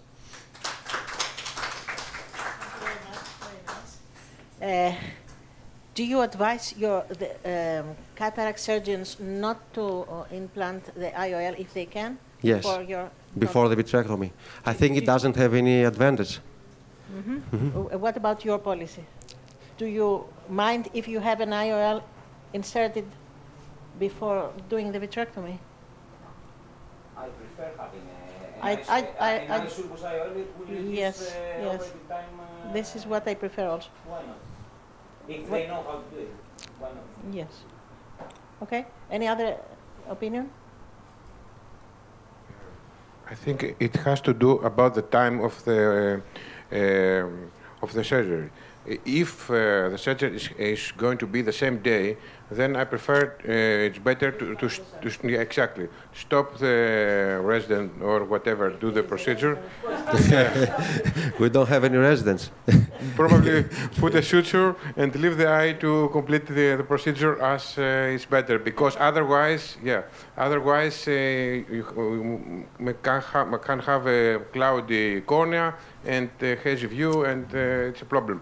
Otherwise, if the case is going to be sent another day, yes, I agree. It's better to fulfill an anterior vitrectomy, to place the implant, and then send it. We thank you very much. Any other question? Yes. I disagree with that. That is very nice that you. That's it. That's all. I disagree. No, actually, you have to do the anterior vitrectomy in any case, from the first time, from the first case. So you don't just close the eye and call the vitreoretinal surgeon, for example, afterwards. Okay. Yes. This is another question. Another question is if you will implant an IOL, and another question if you will do anterior vitrectomy, for example. Because if you don't do anterior vitrectomy, and even if you have hours with vitreous in the incision and everything, then it's not okay. Okay, so you agree that I disagree. Okay. Well, thank you very much. Dr. Stavrakas, ROP is a field that a few doctors, vitreosurgeons can deal with. We are waiting for you. Thank you. I would like to thank Elias Feretis for his kind invitation to talk about recent advances in ROP tonight. I would like to say that it's very nice of him spending his time organizing these meetings, which are very useful to everybody. Now, I've been working in Athens since 1998 after I came from the United Kingdom doing vitreoretinal surgery. And I actually have been involved a lot with the treatment and the screening of premature babies, doing lasers or advanced surgery to more complicated cases. Since then, lots of things have changed, and I'll go through them in a reasonable time. So it was first early treatment for ROP in 2003, which actually changed the timing of intervention. It was basically the fact it pointed out that we should do laser. That was the recommended treatment that is nowadays earlier. And of course, it pointed out that the zone 1 is much more important than we think, because the disease can be much more aggressive and should be diagnosed and treated faster. Now, of course, as we know, it has been the use of the intravitreal injection of anti-EGF factors, which has been popularized the last few years, but it hasn't been formally introduced as the first line treatment in the indicated cases. Therefore, I've got a list from the American Academy of Ophthalmology a couple of years ago, which are the advantages and disadvantages of the laser. We can see that the laser ablating the peripheral avascular retina, you can do it with only one treatment. You normally don't need further treatments in most of the cases. You have a well-defined follow-up, which means that once the disease has regressed, you don't need to worry about the retina anymore. And you can avoid long-term term effects like the higher risk of retinal detachment to spontaneously regressed ROP cases. The disadvantages are that you have to give anesthesia.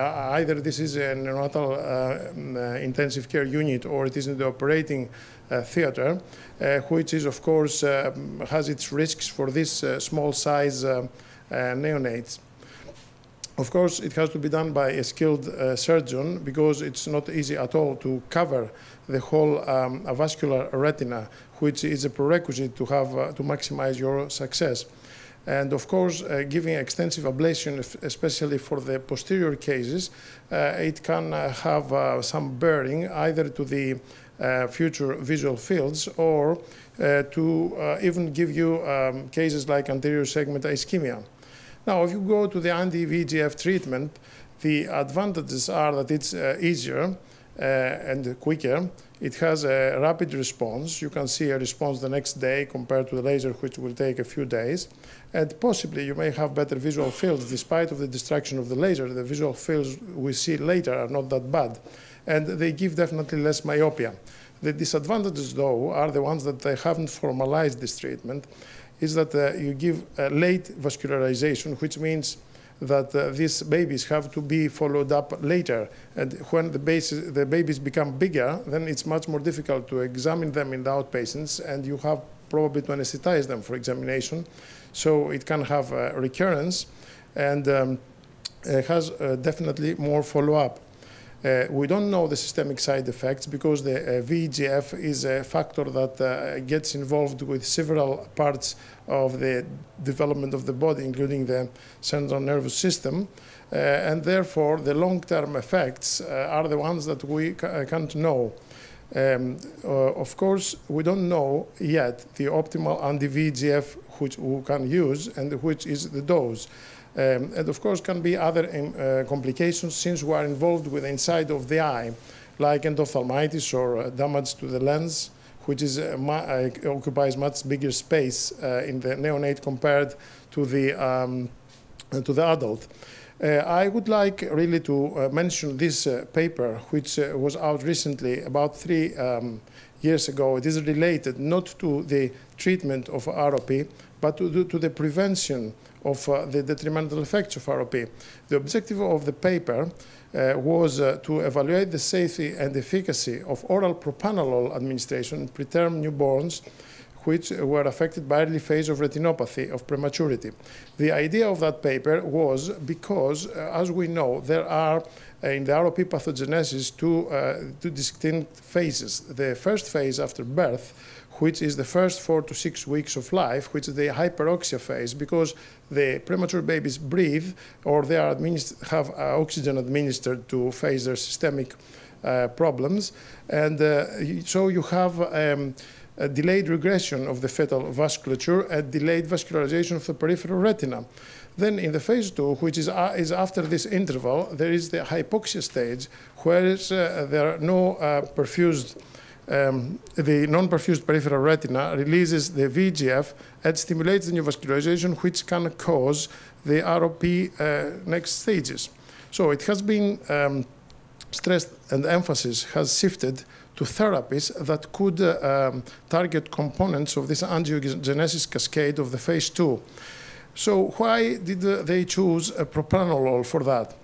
There were mainly 3 reasons. First, it has been noticed that there has been a lower incidence of ROP progression in a certain population of black infants compared to non-black infants, which were marked as being genetically beta-blocked. The second one was that, as we know, a common treatment for infantile hemangioma is the administration of systemic oral propranolol, which gives to them a very good regression. Now, of course, there are experimental findings in oxygen-induced retinopathy, and this has demonstrated that even topical with drops propranolol could induce the involution of the angiogenesis.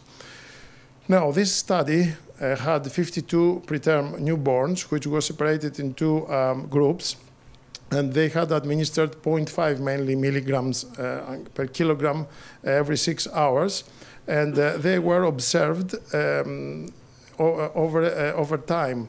So what they did, they had stage 2, zone 2, or zone 3 ROP.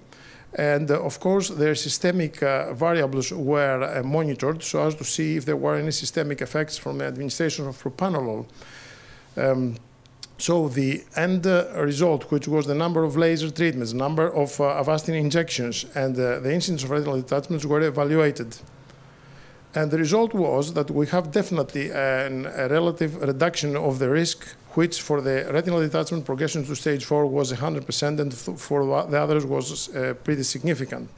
Therefore, that was pretty impressive, but we had quite a few adverse effects which were systemic for these small babies.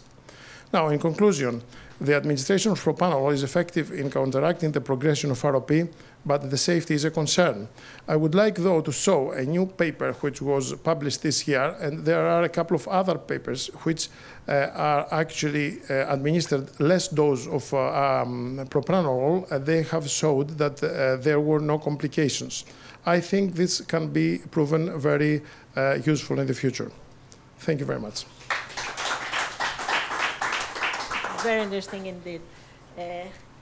I think that you are skeptical for the Avastin in the newborns.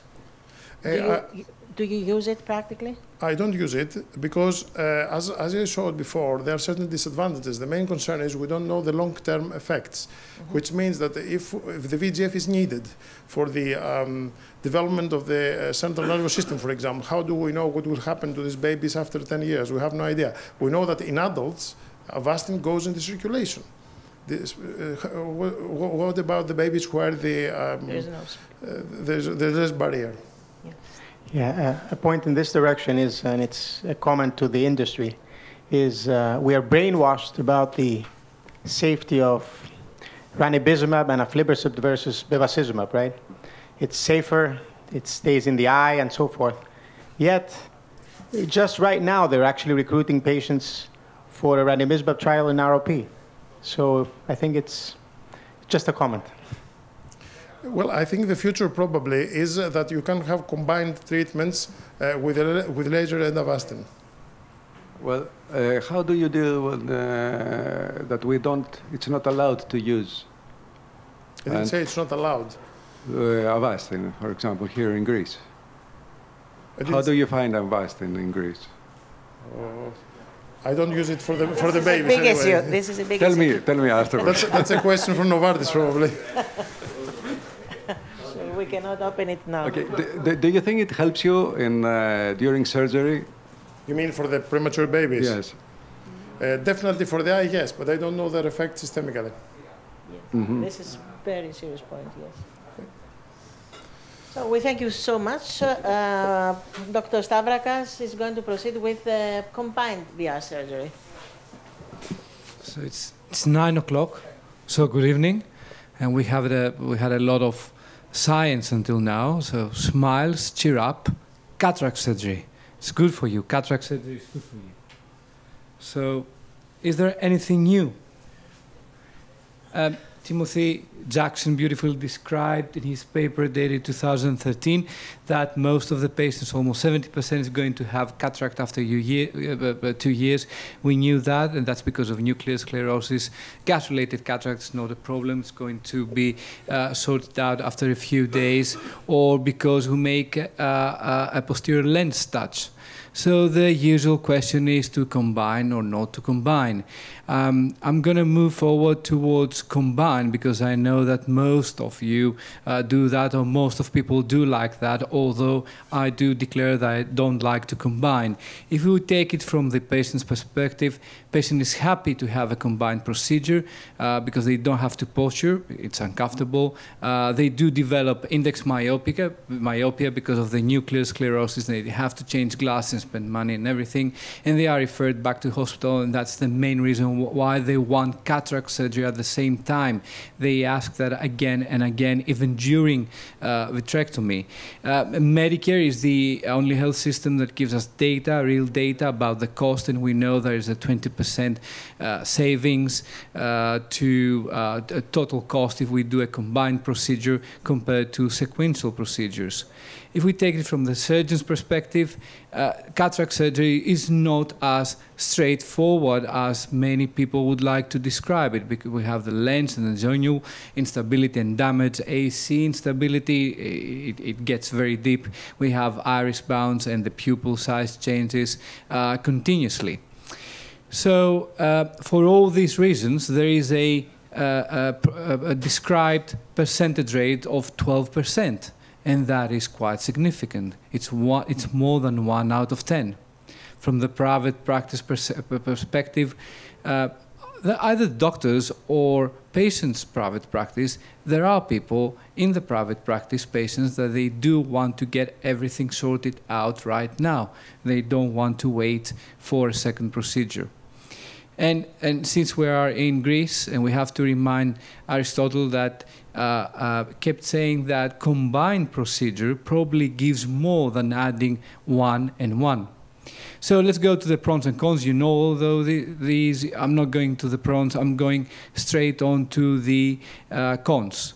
Less predictable refractive outcome, that's the main problem. Is it true? We have a paper from 2016. They used the IOL Master 500 Haig's formula for every measurement, quite a variety of axial lengths between 20 and 29 millimeters, 133 eyes phaco-vitrectomy and only 132 phaco. That's a good number of eyes.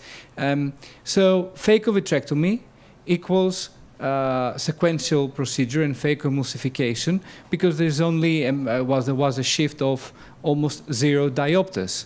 So they find no difference. So the refractive outcome is good.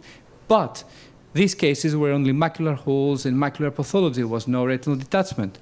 So if we move to another paper published in 2015 with macular detachment, temporal macular retinal detachments, or macular off retinal detachments, they do give a myopic shift of or more pronounced, and there is an error that sometimes reaches 2 diopters, and we have to take that into account. So they say that we should consider sequential phaco for high temporal retinal detachment. So what should I do? We have a few alternatives: switch to A-scan or use IOL Master 700. They say it's better. And the old-fashioned way, check the glasses. And if you think that there is a refractive error, just put a picky bag IOL. What about inflammation and IOL dislocation? That's the other problem. Interesting paper dated, again, recently, July 2016.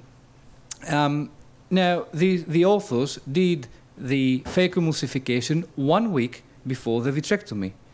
They could do that because it was retinal detachments complicated by PVR, so they didn't care to delay surgery for 1 week. And most of them were total retinal detachments or greater than PVR. 29 eyes had surgery before, and 30 had surgery combined. The only thing that mattered was the intraocular pressure in the early postoperative period. The combined patients, they had to use more medications. But if you go on to the late results, there is no difference in IOP or synechiae. The only difference is the extent of synechiae, but the authors concluded that didn't matter. What about diabetics? You have to be very careful with diabetics, because yes, they do get a higher rate of fibrinous uveitis or posterior synechiae. There are ways to avoid this. I'm not going to get into deep on that. Phaco machines, do they make any difference? Well, again, a recent paper, 2016, 1.8 millimeter incision versus 2.7 millimeter incision. There's no difference. The results are the same. What about vitrectomy machines? Well, they make our life easier, but not sure if there is any difference in the results. Let's remind ourselves about the specially designed IOLs, the Tassignon lens. I've never used it, I've never seen it. It's a bag in the lens IOL specifically designed for phaco-vitrectomies. So what's the current practice? Well, most people do combined surgery for patients over 50 years old, especially when it's about macular holes, epiretinal membranes.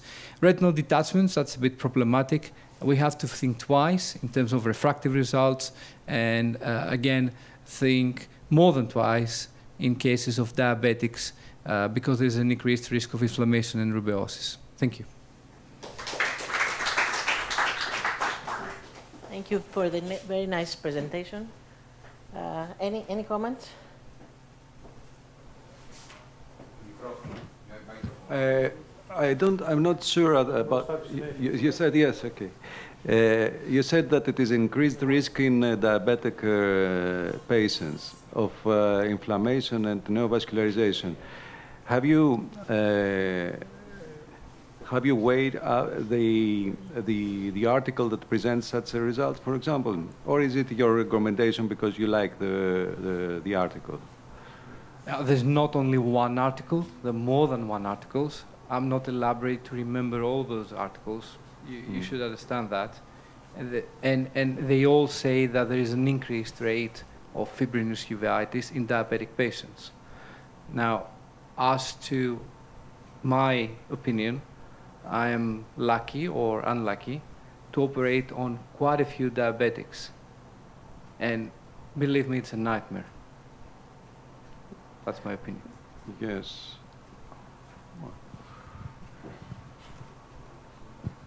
Do you usually combine those procedures? Absolutely. Absolutely? Yeah. Anybody else? Absolutely? It depends on the case or absolutely? Depends on the case. If it is... In really bad diabetics, I have to have a reason to remove the lens, actually. Yes. I have to have a reason. I mean, yes. You try not to? I try not to. Yes. Okay. So, thank you very much. Dr. Sinapis with the post-op positioning following vitrectomy. Thank you very much. My presentation today is with regards to what is new in posturing after vitreoretinal surgery. And I have chosen one scientific paper for each one of the two main indications of posturing after vitreoretinal surgery, macular hole surgery and retinal detachment surgery. In terms of macular hole surgery, in my opinion, the most important paper was published this year in May in Ophthalmology, a very nice Australian and New Zealand study. The purpose of this study was to determine whether SF6 gas is non-inferior to longer-acting gases in macular hole surgery and whether withholding post-operative face-down positioning is non-inferior to face-down positioning. This was a prospective registry-style, non-randomized observational cohort study with a quite large number of participant eyes, almost 2,500. Patients with idiopathic macular holes undergoing primary surgery were the participants, and the main outcome measure was the macular hole closure 3 months. In terms of the conclusions, SF6 gas tamponade was non-inferior to longer-acting gases in the surgical management of macular hole, and in terms of the positioning, which is the topic of my presentation today, withholding face-down positioning was non-inferior to face-down in small holes, less than 400 microns, but in larger holes, more than 400 microns, non-inferiority of withholding face-down positioning could not be concluded, which means that, according to the study, it is advisable when you operate on a patient with a macular hole more than 400 microns to ask the patient to posture for a few days in order to increase the chance of success. In terms of retinal detachment surgery, the most important paper, in my opinion, was published last year in Retina in April, with regards to a method to decrease the frequency of unintentional slippage after vitrectomy, standard vitrectomy, for rheumatogenic retinal detachment. What they did in this study is they took 86 eyes with bullous rheumatogenic retinal detachment, which underwent successful standard vitrectomy, and they divided these eyes into two groups. In group 1, 44 patients started face-down positioning at approximately 10 to 20 minutes after the end of surgery. And in group 2, 42 patients started face-down positioning immediately at the end of surgery. And post-operative retinal slippage was determined by fundus autofluorescence at 1 month post-operatively. This is a very nice example of an autofluorescence image of the macular structure of a patient who has undergone retinal detachment surgery. And we can see how nicely the autofluorescence imaging demonstrates the original position of the blood vessels of the retina, and you can see also the new position of the blood vessels after the vitrectomy. And this proves that the autofluorescence imaging is a very nice method to illustrate the shift of the vessels and the macular structure after retinal detachment surgery. The results of this study, in terms of the results of this study, retinal slippage occurred in 63% of group 1 patients, patients who had the face-down positioning 10 to 20 minutes after the operation, and in only 24% of Group 2 patients, patients who had the positioning immediately at the end. And this difference, of course, was statistically significant. The conclusion is that earlier implementation of face-down positioning at the end of, after the end of surgery may prevent retinal slippage in eyes with rheumatogenous retinal detachment undergoing standard vitrectomy, which is, in my opinion, very interesting because it is not uncommon for a retinal detachment operation to come to the end, the surgeon to decide that the patient needs to be face down for a few hours, but the patient to start face down positioning after he or she goes to the ward and not immediately at the operation room. And according to this study, these minutes that are lost during the transfer of the patient from the operating room to the ward are very, very important. And at the end, I would like to mention a study that is currently running in the vitreoretinal unit of St. Thomas Hospital, which is a very large vitreoretinal unit. The rationale of this study is that any shift of the macular structure after retinal detachment surgery tends to depend to a gravitational dependent direction. And from this, a hypothesis has been raised, nothing is proven, that any trapped submacular fluid at the end of the operation is denser, of course, than the specific gravity of the gas in front of the macula, and this difference is responsible for the gravitational dependent pull of the retina and the need of the surgeon to ask the patient to posture either face down or with a break in a gravitational dependent position in order to reduce the occurrence of the macular shift after the operation. So at St. Thomas, what they do in patients with fovea-involved retinal detachments and the breaks confined to the upper 120 degrees, they do the vitrectomy, they treat the breaks with cryotherapy, but at the end, instead of doing a full fluid air exchange and gas tamponade, they inject a small gas bubble in the vitreous cavity. This gas bubble supports nicely the breaks, and in this way they avoid this difference of specific gravity between the submacular fluid and the vitreous cavity. And in their opinion, this is likely to avoid the need for a postoperative positioning of the patient to reduce the macular shift. And they do autofluorescence imaging during follow-up.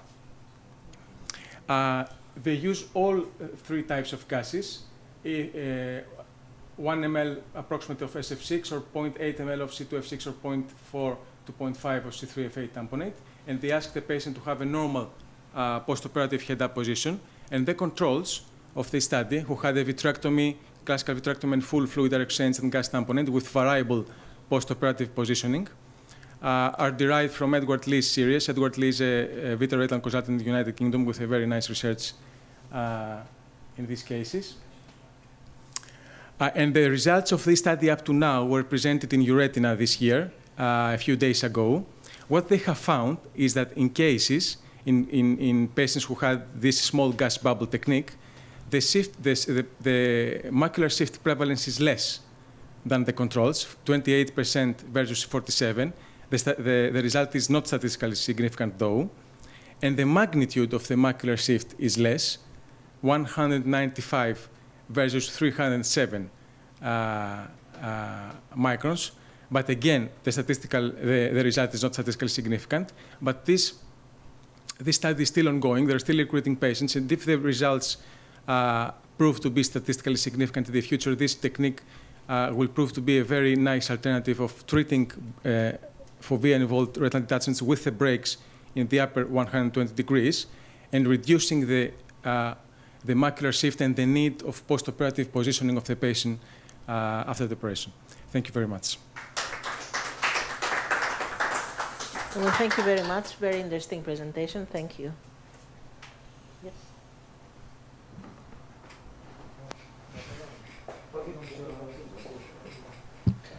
Thank you very much. It's a very interesting study that they're running.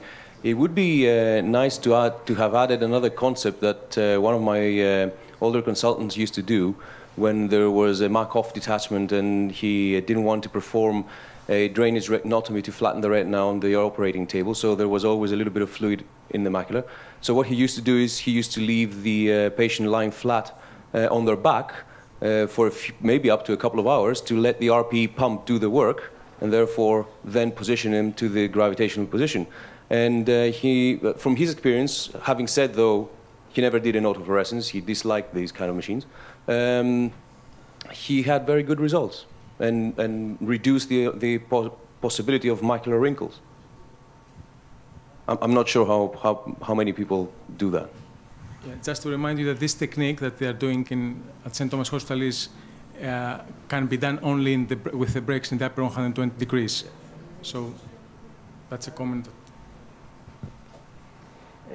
I don't really know where to start from. I remember Schulenberg's technique with the 20G era to leave a small lake of fluid at the macula and posture the patient like flat in the ward for some time. But then we moved into the small G, and with an excellent subretinal fluid drainage during the fluid air exchange, I haven't really had slippage. I never had to posture the patient's post-op. I never had the problem. I don't know about you, Petros, but this is what we've been through, really.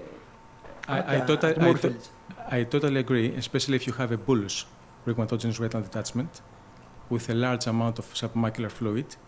My preference is to do a full fluid air exchange, draining, and then full gas tamponade. And this is what they do as well at St. Thomas. It's very uncommon to have a bullous fovea-involved retinal detachment and use this technique. But if you have a fovea-involved retinal detachment with a very small amount of subretinal fluid, it is an alternative. I'm not saying it's the only option. It is an alternative. And what they have shown up to now is that the results are not statistically significant, but they have a smaller amount of macular shift. And the patient doesn't need to have a normal head-up position after the operation.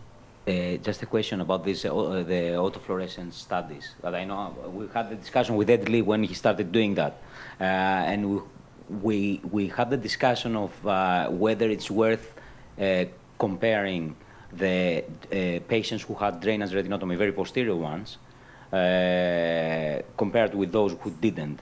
I don't know if have they done that already or not. No. No.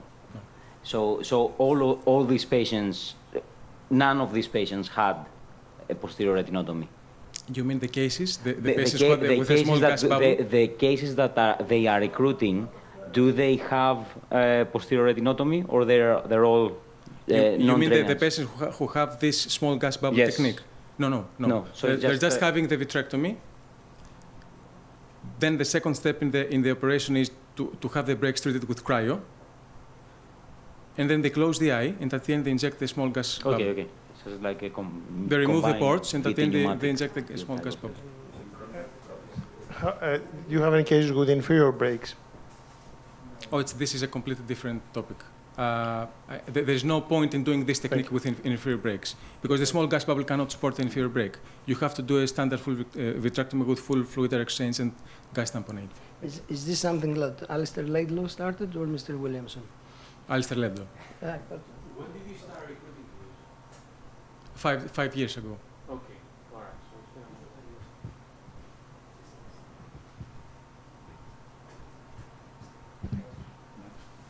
I don't have any questions. Very good presentation. Thank you very much. Now, one of the most experienced surgeons, Dr. Parikakis, is going to discuss about the VR training in Greek hospitals. Okay, good evening. Thank you for the invitation. Speaking about VR training in Greek hospitals, we have to distinguish the training within the residency, the training through a fellowship program, we'll see, and also there is some training who can be achieved with the simulator or the wet labs or whatever. The topic is about the residency period, and we'll have to see about the fellowship as well.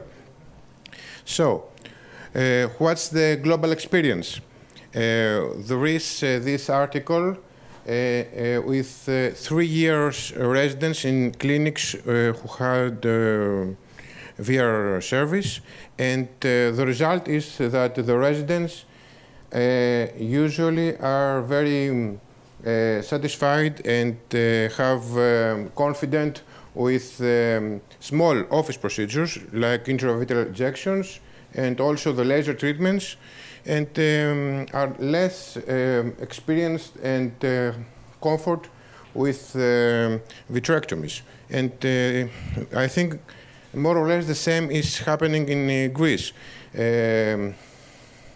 I think most of our residents can perform PRP or to seal a retinal break or to inject when we have a retinal problem, but in vitrectomy it's different. Why is that? The problem is that we have limited clinics with VR departments, and we have many residents in these clinics, and there are departments with no clinics, and so there is a gap and deficient training in these residents. So this can be indicated and assessed during these ophthalmology diploma exams that shows that some residents are not familiar with the VR at all. And we know that this is very critical because strong ophthalmic residents make and also strong VR fellows and probably consultants. So there is a discussion, and probably there is a need for a residence location inside the clinic who has the department, and probably and between the hospital. We'll see how. So to make a proposal until we have a later proper state legislature. Probably we have first to certify all the VR departments in hospitals, because nowadays the residency is only inside the public sector. And then we have to attempt to organize rotation. Probably we have to talk about one proposal is to find an advisory committee and to use the senior professors, the NHS directors, the society, GVRS, and also have to be very careful to cooperate with the clinic's director to solve the problems and not create new problems. So, what happened about the fellowship? I think we have 19 now speakers, and everybody in this meeting has completed a 4 years fellowship abroad.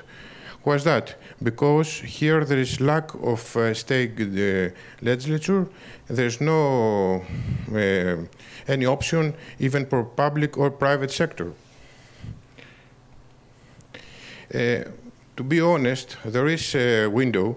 There are some half-formally fellowships which can be performed with educational leaves of NHS consultants from other hospitals and come to another hospital for 1 year or so and have an experience. I have the opportunity to have 2 of them, and this shows the way, maybe. But what happens worldwide, we have this review from the experiences of the vitreoretinal surgery fellows in the United States. The bottom line is that, first of all, there is very great variation between the number of vitrectomies and the scleral back procedures who have been performed from the residents of the different clinics. So the experiences varied considerably. But there's not only the numbers, because it's not only a numbers game. Somebody said that not everything that counts can be counted, and not everything that be counted counts. That means that these fellows have been asked, what's more important to you for your education? And the amount of the operations was one part, but there are more other things to consider about, like for research like the relations between people. And also, it's a different, difficult game to find how to organize and to this fellowship program. So, about Greece now. Difficult to think, but probably GVRS and the other ophthalmic societies have to contribute to establish a formal VR fellowships, 2 years maybe, throughout a new statutory legislation. And to be honest, in my hospital, we have the opportunity to have organized like this. And probably to 2020, we're going to have our first fellow, who is Mr. Ferretis. Thank you very much.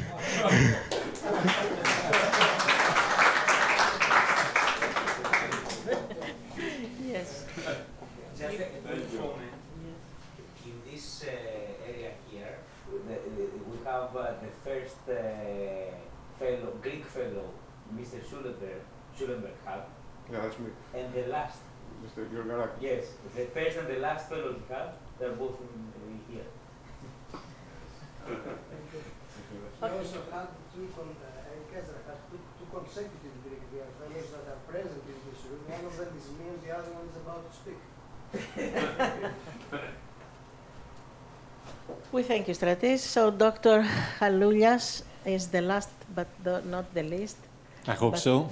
And thank you for the he's invitation. A young Greek VR surgeon abroad.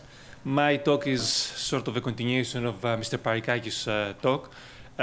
So you finish your training, you've been lucky, you've been in one of the units that have a VR department, and you can operate, and you decide to go abroad to continue your training. My talk is mostly about the UK experience, because that's where I've trained. So you have landed the job of your dreams, you are in the United Kingdom, you're about to start your new position, to meet your new consultant. What happens next? Well, you're reading all the guidelines and everything to prepare yourself, but actually that's not your first problem. This is your first problem, language skills. You're proficient in English, your vocabulary is excellent, but unless you have lived abroad for a period of time, you're going to have some trouble to comprehend what people are saying, because different people have different pronunciations. So this list is from difficult to very easy. Daniel Craig and Hugh Grant is on the bottom line. They're educated middle to upper class Britons. So it will take a good couple of weeks for you to be able to comprehend what people are saying, to be able to function easily in a clinic. Then you are into a national health system, which is the British one, or which other country you're going to work in. So they have a different medical record system. Some of those medical records are computerized. So you need to be proficient with browsers. All the laboratory tests and results requests, radiology reports, all happen through a computer system, through an NHS intranet. You will receive courses for all that, but you have to be very good with computers.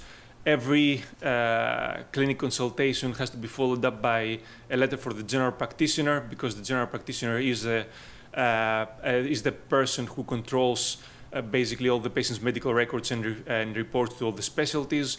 And there are different types of forms, and you have to do a form for each and every procedure you're going to perform, whether that's laser or an operation. Timetables. In the British health system, 2 clinics per day, maybe 3 sometimes. There's an extra clinic after 5 o'clock running to up to 7 or 8:30. There are fixed numbers of patients, and the clinic ends only when the last patient is gone. So that means that you may have to run late. The little things that matter. The last person to join the clinic or the operating list is the consultant. That means that everybody else has to be there beforehand. Everything has to be ready, whether that is OCTs, drops, medical records for the clinic, consent forms, tests, and equipment for the operating list. So the list has to be ready to start when the consultant arrives. When the consultant wants something, they will ask for it.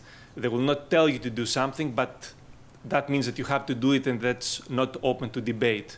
So that all these things will earn you points, and that will give you more opportunities in training. Useful additions to your vocabulary.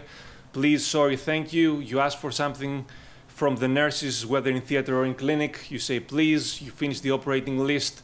You thank the theater staff. They're going to like you more. They're going to be more helpful the next time you operate and you're in clinic. Do not try to prove that you're the best thing since sliced bread. You are very good at what you do. You want to prove yourself that they were right when they appointed you. You just have to be patient. What they expect from you is reliability and punctuality, and then they will see whether you can do what you can do. Be careful when you're trying to take the initiative and make major clinical decisions. Make sure that your consultant is happy with this.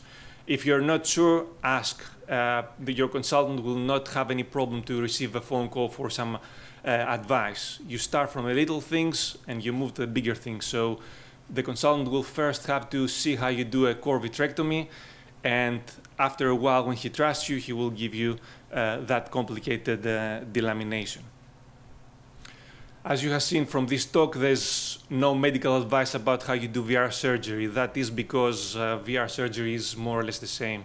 We hold the light pipe and the cutter the same way here as they do in the United Kingdom. So for those who are about to start a fellowship abroad, if you play this right, you're going to have a very enjoyable experience. Thank you very much. Very much. And we thank you all, and especially Elias Feretis, who took this initiative to gather you all here. And Elias, take over. So we are at the end of this session. I would like to thank all the speakers. You did a very nice presentation. Also, I would like to thank all the colleagues from Greece or abroad that attended this session. I would like to thank the organizing committee, John Datseris, Stelios Haidoulis, and Elias Feretis. Before I will finish, I would like to dedicate, as I said beginning this session, this to my teachers, David MacLeod, Peter Lever, and Robert Cooling, and all my students that they are abroad in Greece.